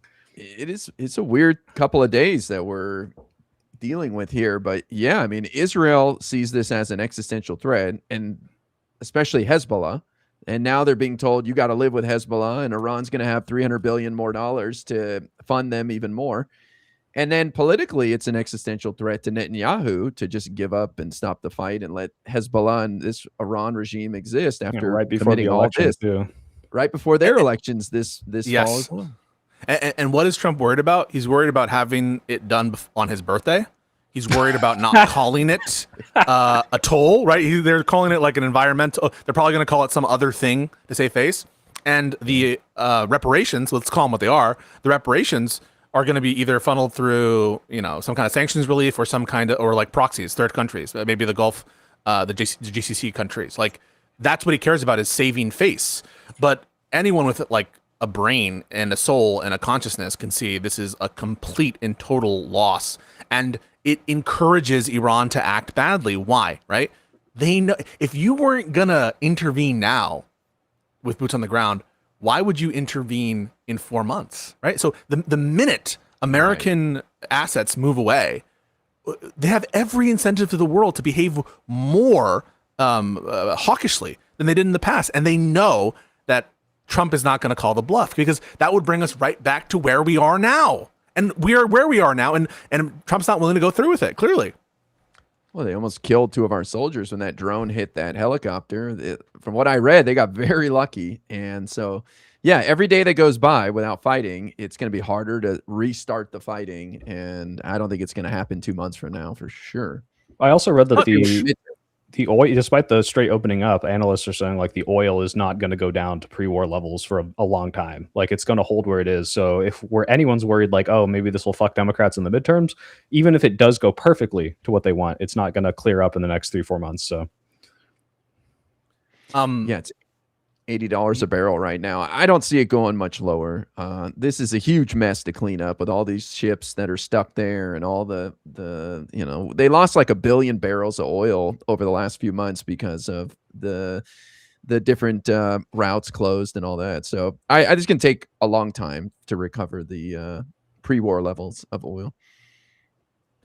I think that there's also what needs to be said on the kind of response to see from the online commentators is I'm already starting to see, I'm sorry, it's triggering me, the TYT of like, I will give credit when if this deal comes through, whatever. I heard that, I heard something like this, and you're seeing all the kind of spin from the right-wing MAGA sources as well. Like, wow, historic deal. Like, they have no shame. They literally have no shame. The same regime they said we need to destroy them because we can't trust them with anything, right? The whole basis and principle for intervening on the nuclear threat was you can never trust this regime. And for them to celebrate this deal is just beyond the pale. I think that people like Ben Shapiro and Mark Levin are not going to have a total crash out. They're going to try to play for the long game. But if this holds, I think it's a massive defeat for Israel and the United States, but maybe the best possible outcome. I think you're going to see some public frustration. Like Lindsey Graham is already hinting at it a little bit, And so I think when MAGA finally he needs to win re-election, though. Yeah, but he won the primary. Like the chance of a Democrat winning in South Carolina is, I think, pretty slim. But he's an Iran hog. I mean, he wants Iran to be glassed, right? So like he'll never be happy until that country doesn't exist. Yeah, but he's already grumbling. Like he was pissed about the deal when it first came out, and he said, "Well, I heard there's some rumors that Saudi Arabia and Pakistan are joining the Abraham Accords and normalizing relations with Israel. So that would be genius." Well, of course, that never happened. So I think he's going to be quite unhappy with this deal. I just think that like the amount of money that has been lost, it's just been a humongous sink of time and resources. And we got nothing out of it. This is the fault of a lot of people. It's the fault of Trump, obviously, first and foremost. It's the fault of Israel. It's the fault of the American people. What did we fucking expect as a country? Really, like, what did we expect? We installed this lunatic into the highest office in the land, He And said it's no a new complete wars. shit show. Yeah, it's just so fucked up. Hold But on. you good, brother? I'm good. Yeah. Okay. I don't know a lot about Iran, so I'm just listening. No, I was worried about you. You seem sad. Is everything okay? No. Our cat is really sick, unfortunately, but Oh. she was doing not great on Saturday, but we got her some medication to stimulate her appetite. So she's doing better today. Dude, as long as you have a credit card, they can keep these fuckers alive forever. Man. I put like 10, 15 grand in my dog the last year of his life. They're like, yeah, we'll keep him overnight. It's Zero $1,200. chill. Yeah, So- we did that with a couple pets, paid thousands of dollars for cancer treatments. Yeah. We're not doing it for her. She's got large cell lymphoma, and it's just like not a great diagnosis. Damn. So, yeah, Oh, sorry to hear that. it's okay. It's okay. It's part of the deal when we get these little guys. It sucks. Yeah. Can't let them suffer. But yeah, sorry to hear that. No, it's all good. Well, did you guys already talk about the situation room stuff? Oh no, we haven't. We should. Nope. Bro, it's wild. The two reporters, Haberman and Maggie Haberman and Jonathan Swan. Swan, yeah. who did the best interview with Trump literally ever. Like I still think his interview with Trump is the funniest interview ever. Where he's like, where he showed him the Yeah. papers, whatever. Yeah. Oh, is this the Australian guy? Who Yeah. is like, Yeah. so baffled by it's like, what are you saying? He just, man, yeah. So they reported on a supposed meeting that members of the cabinet had in the Situation Room, which I don't know much about the Situation Room. I'm learning more about it now, but apparently that's a very secure. yeah, it's where all the maps room. are. Have you guys seen what's the movie? It's Kubrick. How I Stopped Doctor Strange. Strangelove. Yeah. Great. Where movie this still. it's where the big board is. It's where all the maps are. Yeah, this is the place, by the way, where they brought Pamela Bondi hailed into the Situation Room. I think it was in the Situation Room, like to caucus members and to try to get their votes on the Epstein Files thing. And so this would make perfect sense that they have audio from one of these motherfuckers who probably committed let's be honest, it probably is a felony to record this shit and to send it to. No cell phones. Yeah. I'm sure that it was probably like at least designated classified or whatever. And maybe there's just even a per se rule on the Situation Room, I would assume, right? And yeah, like they have no chill. We knew this was Signalgate though, right? We knew it was Signalgate, and now we know it even more. And allegedly what they were doing was trying to do like PR ops and to do like whipping on Epstein's shit and the cover up on Epstein shit. Yeah, it's crazy. Yeah. So it was not reported that they have audio of the meetings, but reportedly there have been multiple high-level cabinet members that have commented on background, speculating that they have audio because their reporting was so accurate, like down to the word. Yeah. Which they had some quotes in that article. They had very specific quotes in that article. And I was shocked when I read that in the New York Times. I'm like, who remembered the exact words? That's interesting. It was a stunning article. It wasn't even that long to read either. Apparently they're coming out with a book that releases next week. It was a book deal. But the implications of if somebody is recording from inside the Situation Room, which number one, how? But number two, holy fucking shit. Because if there's recordings of meetings going to journalists, it makes one wonder if there's recordings going to, like adversarial countries or some such. It is a big deal. Apparently there was new reporting today from Jonathan Swan that Vance was pushing Susan Wiles to invoke the Insurrection Act in Minnesota. Yeah, to like crack down on, violently crack down on those protests after they had killed 2 American citizens, which is another like stunning story. So they're getting some crazy scoops, those two. Here's a sneaky area of reform, Hutch, that you just brought up. We need to amend the Insurrection Act because there's one subpart of the Insurrection Act which is incredibly problematic and potentially vague, and which I'm concerned about. Its invocation. And so, yeah, these are like insane that we have to be talking about, coup-related potentialities or, invoking Insurrection Act for this kind of shit. So, yeah, I mean, I totally agree that's, the OPSEC is crazy. But more to the point, what they're focused on is nothing good. Shit related to cover-ups, shit related to nationalizing federal National Guard troops and getting them to go sick them on American people. It's not good shit. It's not being focused on international policy in a way that is going to help everyone's lives. And so it's just a complete disaster and mess. And I'm frankly worried about what comes next in terms of the corruption. I think when Democrats uncover, like, if they take one of the houses of Congress and we get to have subpoena power, we don't even know like the half of the corrupt shit that's probably happening behind closed doors that we don't have stories on. That's what I'm worried about. I think it's a reflection of how incredibly online JD Vance is, because he was like really pushing hard on both of these fronts. And, both of these things were like very, very salient in right-wing social media at the time. Yep. It was like all right-wing social media pundits like Jack Posobiec and all those people that were heavily pushing the administration to invoke the Insurrection Act. And he was also like very much aware of how damaging the Epstein stuff was to the online discourse. Yep. In fact, there was some reporting a couple weeks ago, I think, that Susan Wiles had to put JD Vance on timeout on social media because he was like, he was disappeared for weeks. I remember Is that why? Yeah. Well, he was arguing with like just random people on the internet. And so she was like, this is very much beneath the office of the vice presidency, which is funny because Trump's president. Given everything. But even Trump, though, Trump doesn't like get in the weeds like that. He just does his fucking 3-page posts and doesn't really argue with people. Vance was like in the trenches, like actively. With like Jon Favreau and other people like that. Yeah. And Vance, he had some terrible ideas in that, at least one of those meetings in the Situation Room. In that article, they said that he thought Tucker Carlson should interview Ghislaine Maxwell. Yeah. Yeah. Oh my God. Wild. Yeah. What did you think that would do? Like make her look good? There were people that were, I think maybe Vance, but there were reportedly cabinet members that were floating the idea of pardoning Ghislaine Maxwell. Yeah. And like there was like one adult in the room, apparently, like literally one guy who serves in the Justice Department, I think, who said, we absolutely under no circumstances can do this. Like it would make the situation 1,000 times worse. But the fact that they were even floating that. I mean, they were having those meetings with her. They were like doing those like DOJ, like kind of organized meetings. And everyone was thinking like, what are they gearing up towards? Are they trying to keep her quiet? Like, so yeah, apparently she got a cozier prison. Yeah. Objective fact. What Hutch said is an objective fact. But and we were all speculating like, are they going to fucking pardon this? But apparently, it was like legitimately floated, and multiple people in the cabinet were supportive of the idea. Jeez.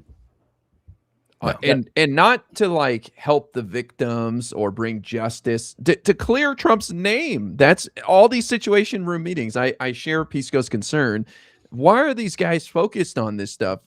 How many 9/11 plots are being planned right now that these guys aren't working on? Like Jesus Christ, man, it's a miracle we haven't seen any. That's a really key point too. Maybe we should put Trump's face on everything, because then they'll give a shit about whether or not it gets blown up.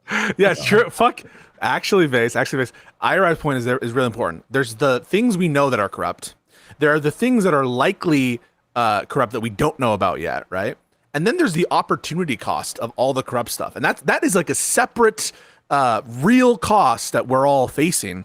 I will note, though, on the Vance question, it does tickle me that the guy is such a dork, and that he, in terms of aura and in terms of posting, he's just totally eclipsed by Hunter Biden, who seems to have more political savvy instincts in his pinky than Vance does. If these reports are to be believed. Bit of a populist populist type. He's going on fucking Candace Owens and Gavin Newsom and hyping up Plattner and apparently talking shit about Kamala. Yeah, he's got a little bit of the populist brain rot, apparently. So his Bidenism outweigh for you his populism, because he is a Biden stan. Well, I mean, obviously I disagree. I understand, I respect, and I kind of like the fact that he has a searing hatred of the pod bros for being like. Why do you respect that? What do they do to you, Hutch? What do they do? No. It's not about that. Like, is it the conduit video? Someone linked that. I think I have to watch it. I didn't watch it yet. It's more just the fact that he, like he was loyal to his dad. Like it was bad politics. I think he was just wrong in his analysis, and it was clouded by the fact that he's his son. But I kind of like that he was like loyal for his dad like that. If I had a son, I would want him to go to bat for me in that way. he was wrong, but it's kind of endearing. It's kind of and then you also we also just know that they have like a really good relationship. Like the voicemail that Biden left for Hunter, when I listened to that, that's like a fucking that is such a loving thought. That's such a difficult thing to go through, to watch a family member or a loved one like completely destroy their lives in that way. And typically, your family members are like screaming at you for that stuff. But when you hear that voicemail, it's just nothing but unconditional love. So I like their relationship. It's nice. I think it's wholesome. I think that voicemail came from the Hunter Biden laptop. I know a lot of other stuff did, showing the good relationship they had. Like the Republicans, when they investigated the Biden crime family the last 2 years of Biden's administration, they revealed that Biden paid for a Ford Raptor for Hunter in like 2018 for 3 months. And it just showed like he was a good dad, just a great dad. That was them funneling money. The Hunter Biden crime family was funneling it was the big guy. It's whatever percent for the big guy. And they did this napkin math that was totally bullshit. Listen, I make no friends with my take on the Hunter Biden pardon, because I do understand, that kind of family dynamic and that loyalty. And I know it's not a popular take to say that the pardon was corrupt, especially given how corrupt the prosecutions of Trump are and were predictably going to be. And the fact that I take this negative inference against all political enemies of Trump whenever they do investigations. I know that position that I've offered it rubs people the wrong way. And I understand that. It's inherently going to look corrupt if you pardon a family member. But like you said, in the context of everything that the Trump admin had been gearing up to do, I'm agreeing with you. I think if you look at it, and if anyone else was coming into office after that, if it was John Kasich, if it was Mitt Romney, I don't think he would have done it. I think this was a preemptive thing for these people are indicating that they're going to go after my son vindictively, not because he committed the crime and they want to prosecute it, but because they weaponized the DOJ like they're doing now. So fuck it. Any and all corruption perceived by that, I say, doesn't matter in comparison to. But I want to be clear about what I think Biden did and what he didn't do. I don't think that Biden interfered in the DOJ. I want to be categorically clear. At no point has it been my position that President Biden wrongfully interfered in the Department of Justice. I don't hold that belief. I've never held that belief. What I criticize Joe Biden, is for not outsourcing the decision on the pardon to someone else for his son. I still maintain that, but I also understand that Hunter Biden is a generational poster and that the story is one of redemption. And I hope that he goes through with it. And that's the Plattner story too, I guess, to a lesser extent. I almost have more sympathy for Hunter than I do for Plattner. He doesn't even deny that it was corrupt. In fact, like he said, my dad chose me over his legacy. And again, when he said that, I was like, you know what? Fucking, that's wholesome. That's wholesome right there. And it's like, and I think a lot of people, I think his posting goes beyond just the entertainment value, because he is very entertaining as a poster, but he is setting a really good example for recovery. I mean, that is a really difficult, the level of scrutiny that he was subjected to by the right-wing media apparatus for 5 straight years would be enough to probably drive me to unalive myself. But that guy managed to stay sober throughout that whole thing. So I think he's being a good kind of allegedly. Well, did we ever follow up on the cocaine that they found in the White House parking lot? Hey, he said that wasn't his. He did. He wasn't even there. Well, I think he said something snippy too. He's like, I wouldn't be so stupid, just leave my own coke in the White House, something like that. Yeah, he said it's. I didn't leave it. I would never have left it. So that's a Don Jr. If I was that addicted to coke, you think I'd forget my coke? Right. No, we all acknowledge Don is he's like a cocaine addict, right? Didn't we watch him do coke on a video before, or he goes, he reaches his pocket and goes like this and wipes it into his nose? The Trump family seems to think if you just do things in front of a camera, it doesn't matter and it doesn't count against you. I guess it's true by virtue of them winning elections and stuff, but No, Hunter is a wonderful success story, and activism comes in many forms, and I think he's doing that right now. And I think, Hutch, to your point, that his biggest impact will be on recovery and he's educating people. Yes, he is, incredibly. Just being who he is, saying, I've survived, and you can do it too. He's going to run on ending. And you can be the next senator from Delaware as well, if you're, why not? Hey, why not? He said he would run. He said he would run if he was Newsom's VP pick. Honestly, bro, stranger things have happened. Do you think he has ambitions? No, I don't think so. He's gonna be the next LBJ. He's gonna be whipping it out in the fucking Oval Office, slamming it on the table. I don't think he has ambitions to run in this environment, but 5 years from now, things could be a lot different, and maybe he sees an opportunity. Who knows? He should have a pod save interview, and he should really address those guys. Bro, that would be content right They there. would go harder. They would go harder on Hunter than they did on Hassan. They would just be like, remember when you said this? They would like cross-examine him.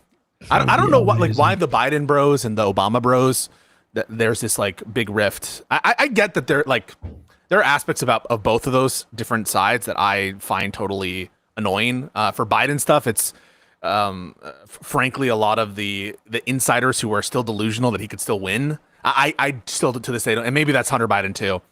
Anyone who says that Joe Biden would have won, shots at Wick. I think it's a shot at Wick. It is a shot at Wick. Although I will be on his panel tomorrow, which you should check it out. Speaking of free speech, I'm going to be on his panel on Wednesday because apparently my donation, I said that you mentioned it before, but I said that you should throw the Democratic candidate or Democratic Party and Biden under the bus if it helps, and he says no. But I don't understand how you could argue against that position, but we'll see how that goes.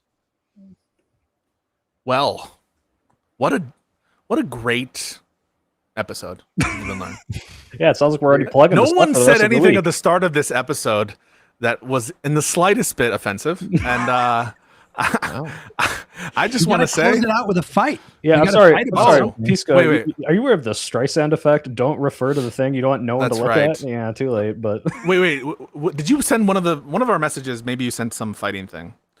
I don't think so. Some Hassan shit. oh, you want That's always we want to end off with the fight? Yeah, that's what he wants. We got to get some conflict in there. It's what the people want. UK social media ban. Well, I think I'm going to be talking about that tomorrow. The media ban for kids. Yeah, they're banning social media for. Yeah, Taylor Lorenz vindicated. I said it. Taylor Lorenz vindicated. I said it. Wait, do you not like the ban? I don't like the ban. Well, it depends what the ban means, but I think I don't like the ban. Yeah, I'm fully in support of it, bro. Fully in support of it. Why? it's because you're I can't. a status chill. I can't even imagine being a teenager and having Instagram and all these things right now. Life is hard enough when you're that young and to compare yourself to the whole world. Normally, when you grow up, you compare yourself to people around you, right? But now you got to compare yourself to the whole fucking world. And everybody's lying on there with their Lambos and shit. And you're like, I'm 21 and I don't make $300,000 a year. I'm a failure. Well, here's the issue with it. Even if you agree that kids shouldn't have it, the way to enforce this is everyone is now giving their identification to like, is it the government or service providers? I actually don't know how you verify this so that you can actually use it. But past that, I don't think that's good. Now you also have the idea of like, okay, but like, what are we letting the government do when they say like it's not good for kids? Like, oh, kids can't do this, kids can't do that. I feel like parents should be able to like teach you the light lessons. Yeah, exactly. That's how it starts. That's the canary in the coal mine. Like, oh, now we got to regulate it because kids aren't good enough. And then it's like, all right, now we're regulating Facebook from showing you stuff that we don't think that you should see. I think if you are insulating children from these sorts of things, which are bad, like that's good insofar as you've just eliminated the problem wholesale until they get it. And they're going to get it. They're going to find ways around it. They're going to VPN. They're going to fake, identification stuff. And some of their friends are going to have it, or their older friends are going to have it. They're not. You want little tiny kids to watch porn, Soy Pill? Hey, how fucking dare you? I started at 12, okay, and I'm not that fucked up. I'm just a little fucked up. Wow, okay? that's problematic. I think it's more important to teach kids how to deal with these things and not just say, no, you don't see it at all. It's like saying, it's like abstinence only education. It's like, just don't have sex. And it's like, no, if you do, this is how you stay safe. Hey, this is how you identify misinformation. This is how people could take advantage of you. This is how images are tailored in such a way that it's going to make you uncomfortable because they're showing you the best parts of their lives and you're comparing yourself. That's ridiculous. But my understanding of banning phones in schools has just been an unequivocal massive W for schools. Was my understanding. I read an article about it. Yeah, I don't mind that. Like if a school district wants to decide to implement that rule, I don't view that fundamentally as a speech issue. Or if it is, it's one where there's a great degree more of tailoring, right? Like you're protecting the location. It's bound by geography and place, and it doesn't intrude on the rights of adults, which I care most about, right? Like that's where I'm concerned is having a precedent for the government to assert a degree of control over social media more so than they are now, right? And think about in the American context how problematic that would be if there was some kind of federal prerogative over social media companies, all of course under the auspices of protecting children from like horrible things, which everyone can agree with, but the means by which they're going to do it, I think are problematic, and it sets an unworkable precedent. But you're also protecting them from themselves though. Like I feel like I was born at just the perfect age where like I just missed having social media in high school and in college. Because if I had social media in high school, I would have posted the most cringe, unbelievably cringe shit that I might not have a career. As opposed to now, where you never say anything cringe. You're never cringe, Hutch. Don't listen to Swipe Hill. This guy's a hater. It would have been bad. It would have been bad. He's a snarker. I'm a snarker, Hutch. I'm a Hutch snarker. I'm in the servers, all of the servers. IRS trying to talk. No, I'd say Plattner would be condemning you, Hutch. It'd be so outrageous what you posted. Probably it would have been bad. It would have been really bad. No, I do agree, Hutch. If some, let's show that. But some of the stuff I said in high school, I'm very glad it's not on the internet. But yeah, Josiah just stopping in to say the guy's court packing is ascending. The fire is rising. Warnock's talking. Fire is rising. Yeah, the fire. We must back brother. Yeah, Hutch would be posting like I would vote for a Democrat even if he wasn't a segregationist. I'm joking, Hutch. I'm joking. That would have been super edgy. Yeah. No, but Josiah is absolutely correct. I feel it. He and I are feeling very optimistic about these court packing arguments. We're going to have more of them. And I think we've just been doing an amazing job on them. And I just hear it in just the framing and anchoring of the conversations. People are saying, well, it's a counter pack. Well, what Merrick Garland, what happened to him? And the framing before where it was removed of its context and it just was this unitary thing, pack or not pack. Now, when you put it in the history, just like gerrymandering, no one goes to the California gerrymandering and says, take it in isolation. They're like, no, you have to think about Texas. And that hits for everybody. But with the packing thing, I think one thing that Josiah and I are doing, and I'm not saying that Warnock has seen it or whatever, although maybe he is the framing of it, giving an understandable position on the history and on the counter punch, which is intuitive for people. Self-defense is intuitive for people. And I just think we should continue doing it.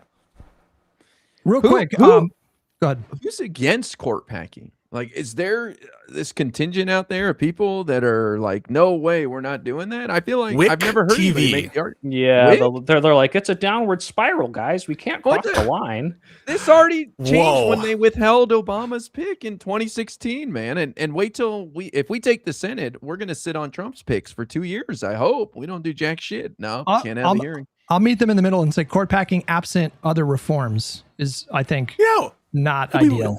I think there's a spectrum of different, like a menu of options that we would prefer. Like, I think Josiah and I would prefer a neutral constitutional amendment that addresses the issue in a more permanent way, or some kind of like understanding from the Republicans to, next time it's available to do us a solid in recognition for what they did. But that just is not going to happen. And so we should do the thing that is likely to happen. And I view what Mitch McConnell did with the not giving hearings as fundamentally worse than legislative court packing for many different reasons that we talk about. And I almost think, I do think this. I think it amounted to waiver. I think that they were abdicating their responsibility as the Senate, and Obama should have just installed Merrick Garland to test that legal theory before the Supreme Court as to whether or not what Mitch McConnell did constituted waiver. Damn. Well, that's interesting. A little out of my depth there. But before we go, what do you guys think of Mamdani's recent endorsements? Because I have concerns. Have you seen some of his recent endorsements? I saw he endorsed some of these Justice Dems. I had met a bunch of these people at the Shoycott place. So it's like Daria I can never say her name right. Daria Zalia, as you're talking about? Daria Liza of thank you. Chevalier.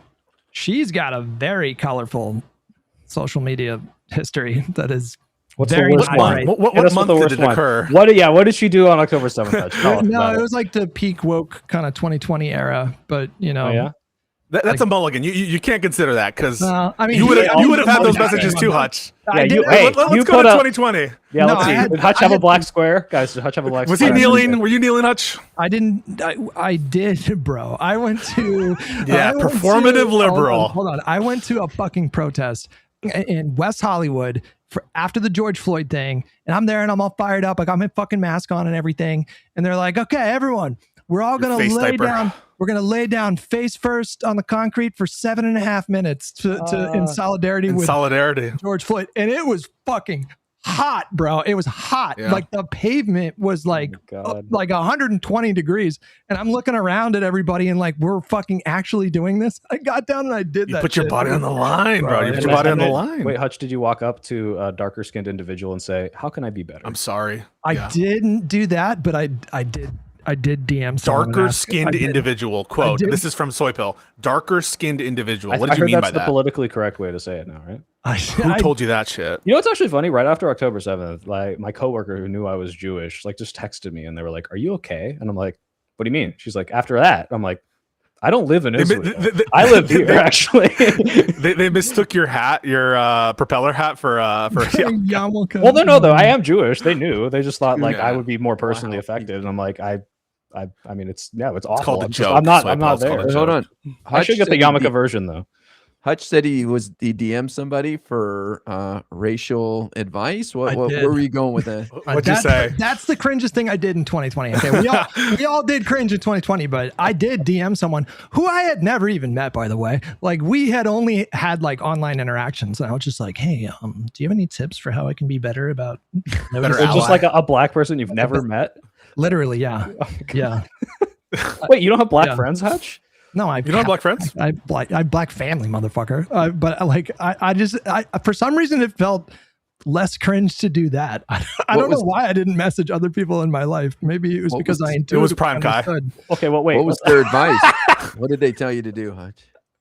I don't remember, honestly. Like they were just like, I don't know. I don't. It wasn't anything notable, but yeah, that was. You DM'd Obama's account, his official account. Let's loop it back because I derailed. Daria Lisa. What was she posting that's making you concerned that Mondati endorsed? I mean, just imagine just the most extreme DSA fuck America kind of stuff, and it's just like dozens of those kinds of posts. He also endorsed Claire Valdez in New York, and she had some really bad answers on Ukraine that's showing up on my feed. So the issue with his endorsement for the first person, who was the first person again? Daria Liza. Is that he had given like a handshake assurance to a different candidate that he was going to back them and then like completely sideswipe them by going this other direction with it. So that's another kind of issue with it. Politics is a dirty game. Yeah. What did you guys? Speaking of Ukraine, did you see Ilhan Omar did voted against the aid pack or the sanctions or what was it? Fuck that shit. Why'd she do that? I think her statement was like, I can't support anything that is like collectively punishing like the Russian citizens. Dude, that is such garbage bullshit because she supports sanctions on Israel, right? Yeah. Did she? That's so. I bet she does. I bet she would vote for them. No, come on. The lone Democrat no on the Ukraine aid. Yeah, dude, so fucking cringe. I hate that shit. We do not need to embrace this kind of like totally insular nativist attitude on the left. America should be fucking strong and based and like stand by allies and fuck Russia. I just don't understand why we have to do this performative bullshit and act as though, oh, we would never do sanctions unless it's Israel. Okay, and you know what? I support cutting aid to Israel, and if they keep misbehaving, maybe even sanctions, maybe even closing off shit. But for you to be like, oh, I don't want to collectively punish Russians. You know what game you're playing there. You know what game you're playing. I'd be curious to hear her reasoning behind it.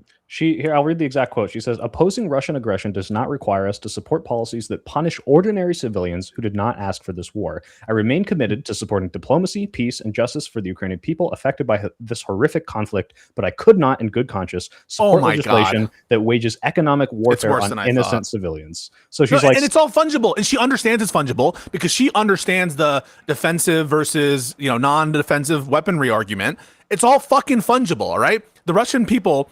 Yes, anything that's offset is just going to be used by the Russian state in the way that they're going to use it. And so she understands that. And so I think she's either not understanding the entailments of her own previous views or she's being intentionally obtuse. That's such a bullshit thing to say. Right. I mean, like she's a huge proponent for BDS and like, any of this other stuff. It's just incoherent with those two things. So. Apparently Chevalier in 2020 said that we should abolish the border. And abolish the border. All deportations are wrong. Wait a minute. Wait a second. Wait. This is Daria Lisa. Yeah. Okay. Wait, who else? Cringe. What do you? No, I Oh, was is that joking. okay. I was like, that might be best. No. Just also with Mitch McConnell, he was hospitalized this weekend, so I don't think the Turtle's doing so hot. And I looked into what happens if there's a vacancy in Kentucky and the governor doesn't appoint. They have to have a special election. So if that guy goes down, then Did Trump's they gonna change that rule, pull apart. IRI, because they had Recently, Bashir? Yeah. Yeah. Oh my. Sorry, I'm just picturing Ryan Mullally's fucking face and everyone else I've talked to about like norms for the past like 3 fucking weeks. Yes, guys, they changed the rule on interim appointments in Kentucky. I believe this is true. Someone correct me if I'm wrong. Because they had a Democrat in office, to pretend that these Republicans, they'll never do these kinds of maneuvers for political reasons, or that they wouldn't fuck with the court if it inured to their immediate political benefit. It's just so laughable. These are the same people. They go to the same clubs. They're all part of the same shit. It's so stupid. Fuck these Republicans. It's funny that they didn't just pass a rule the governor has to appoint somebody from the same party. I guess they were even maybe concerned that he would appoint some guy like the fake Dan Sullivan in Alaska that's running up there kind of thing. Oh, now I have to go off on that.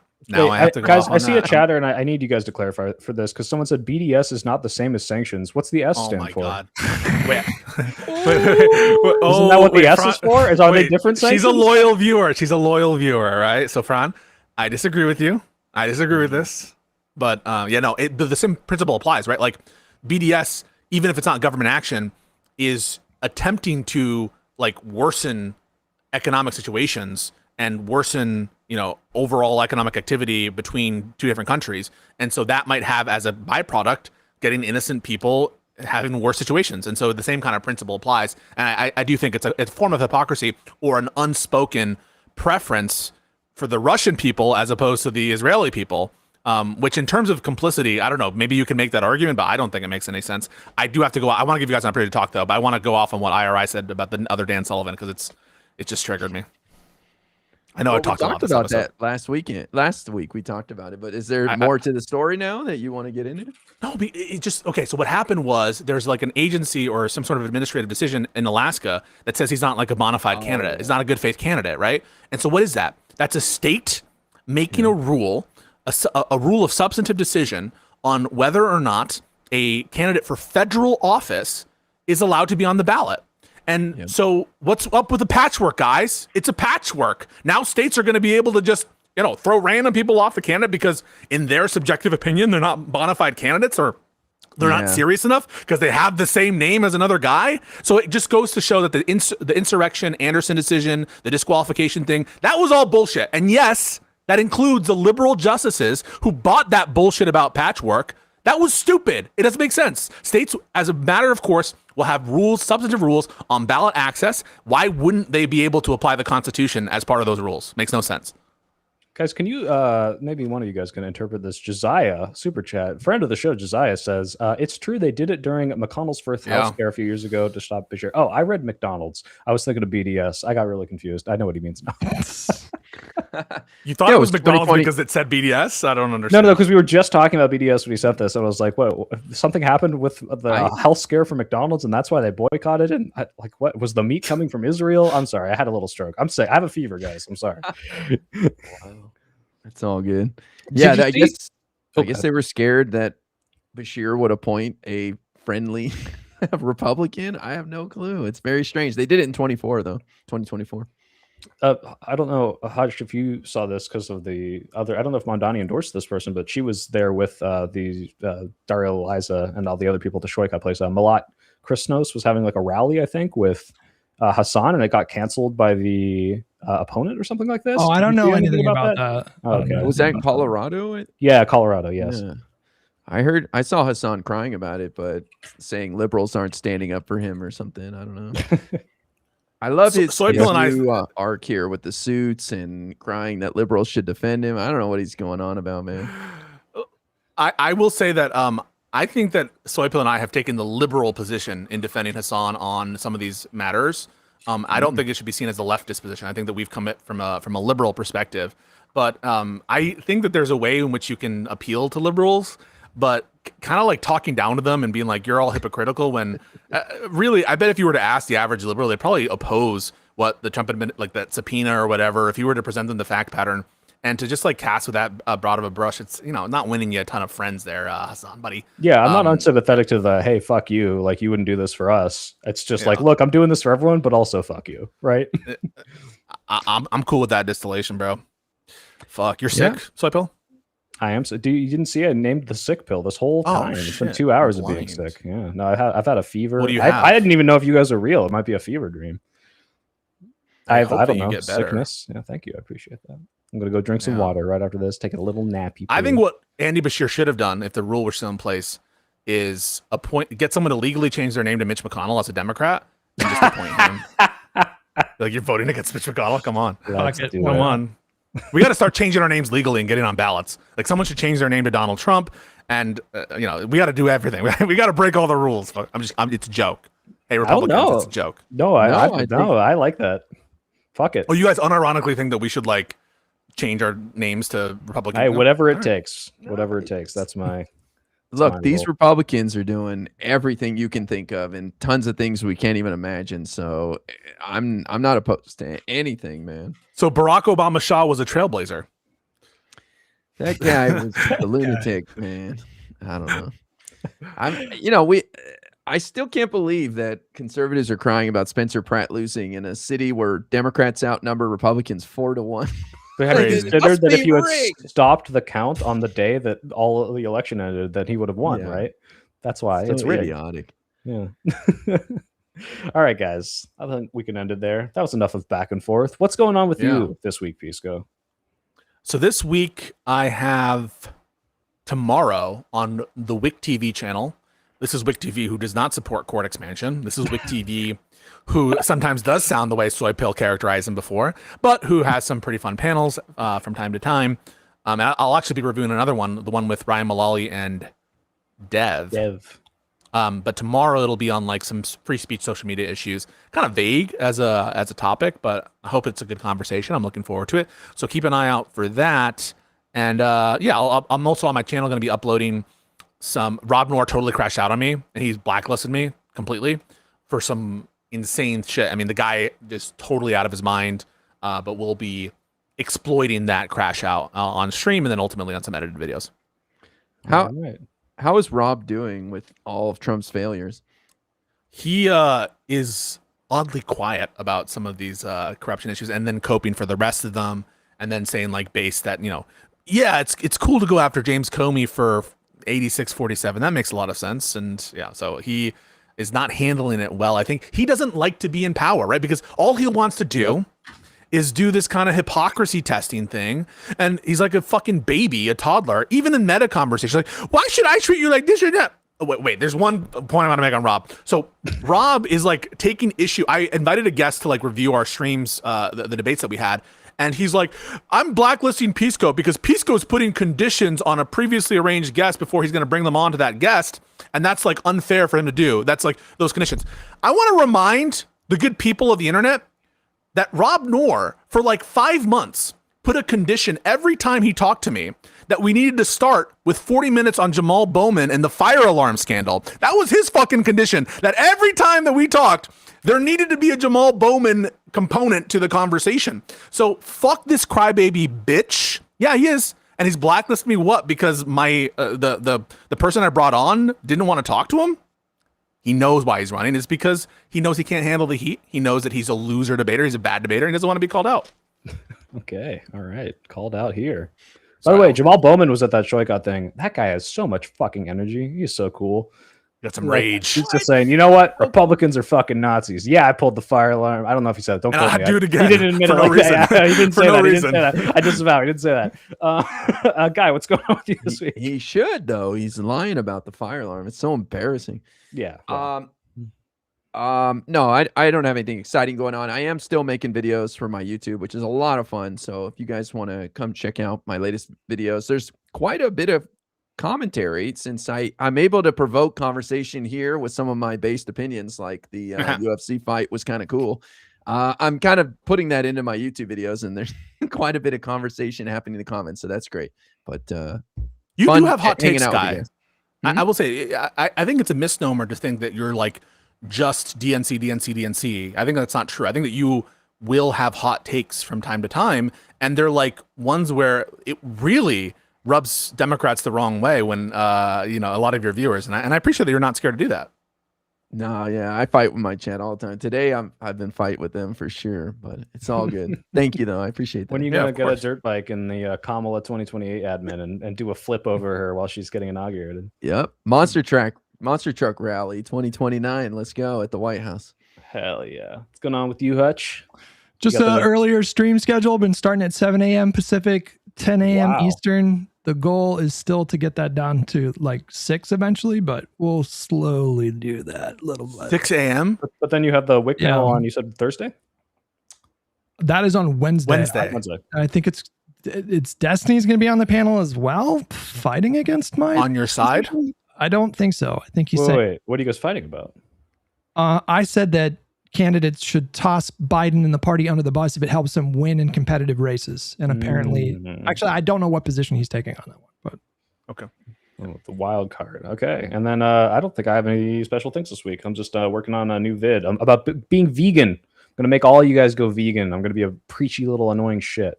So we'll see what happens there. You're special in our hearts. And I hope you feel better. Chicken nuggets. I hope you feel better. I like your action figures next to your silver play button. I never really noticed them before. Oh, thank you. Yeah, I've got Is that some memorabilia kind of like from Trump rallies. That's a Trump duck. There's a Trump duck. Duck? There's a Trump unicorn. Yeah, I got all the stuff from all the Trump rallies, all the delicious little they got a lot of fun merch at those places, despite how crazy they are. So were you gonna go hang out with Hutch at VidCon and shoot guns? Is that still happening? You guys should do that. We're doing it. You're gonna see the photos. Wait, and you're gonna be jealous. You should live stream it. You should like. He says he's going to drive up here, but he's going to be in Anaheim. Like that's like 2 hours away. Well, I'll make it happen. For the memes, it's worth. I'm closer than I've ever been. All right, I can't just not see you. I'm not too far, so hit me up too. If you, I just didn't want to go all the way to the. I thought it was like in downtown LA or something, but yeah. But anyways, hit me up. Yeah, and we'll invite you to the Canada House party. That'll be fun. You guys should come to that. Wait, you should shoot guns with us. We should all 3 shoot guns. Sure, I'm down. Fuck me. Let's do it. Yeah, I'm just kidding. I'm on the East Coast. I'm on the East Coast. I've already shot trees guns where I before, live. right? Oh, we have the trees are nice, and you know what? We don't have droughts as much, or fires as much. So fuck you guys. All right, go to bed. It's 9 p.m. Go to bed. All right, go to bed. All right.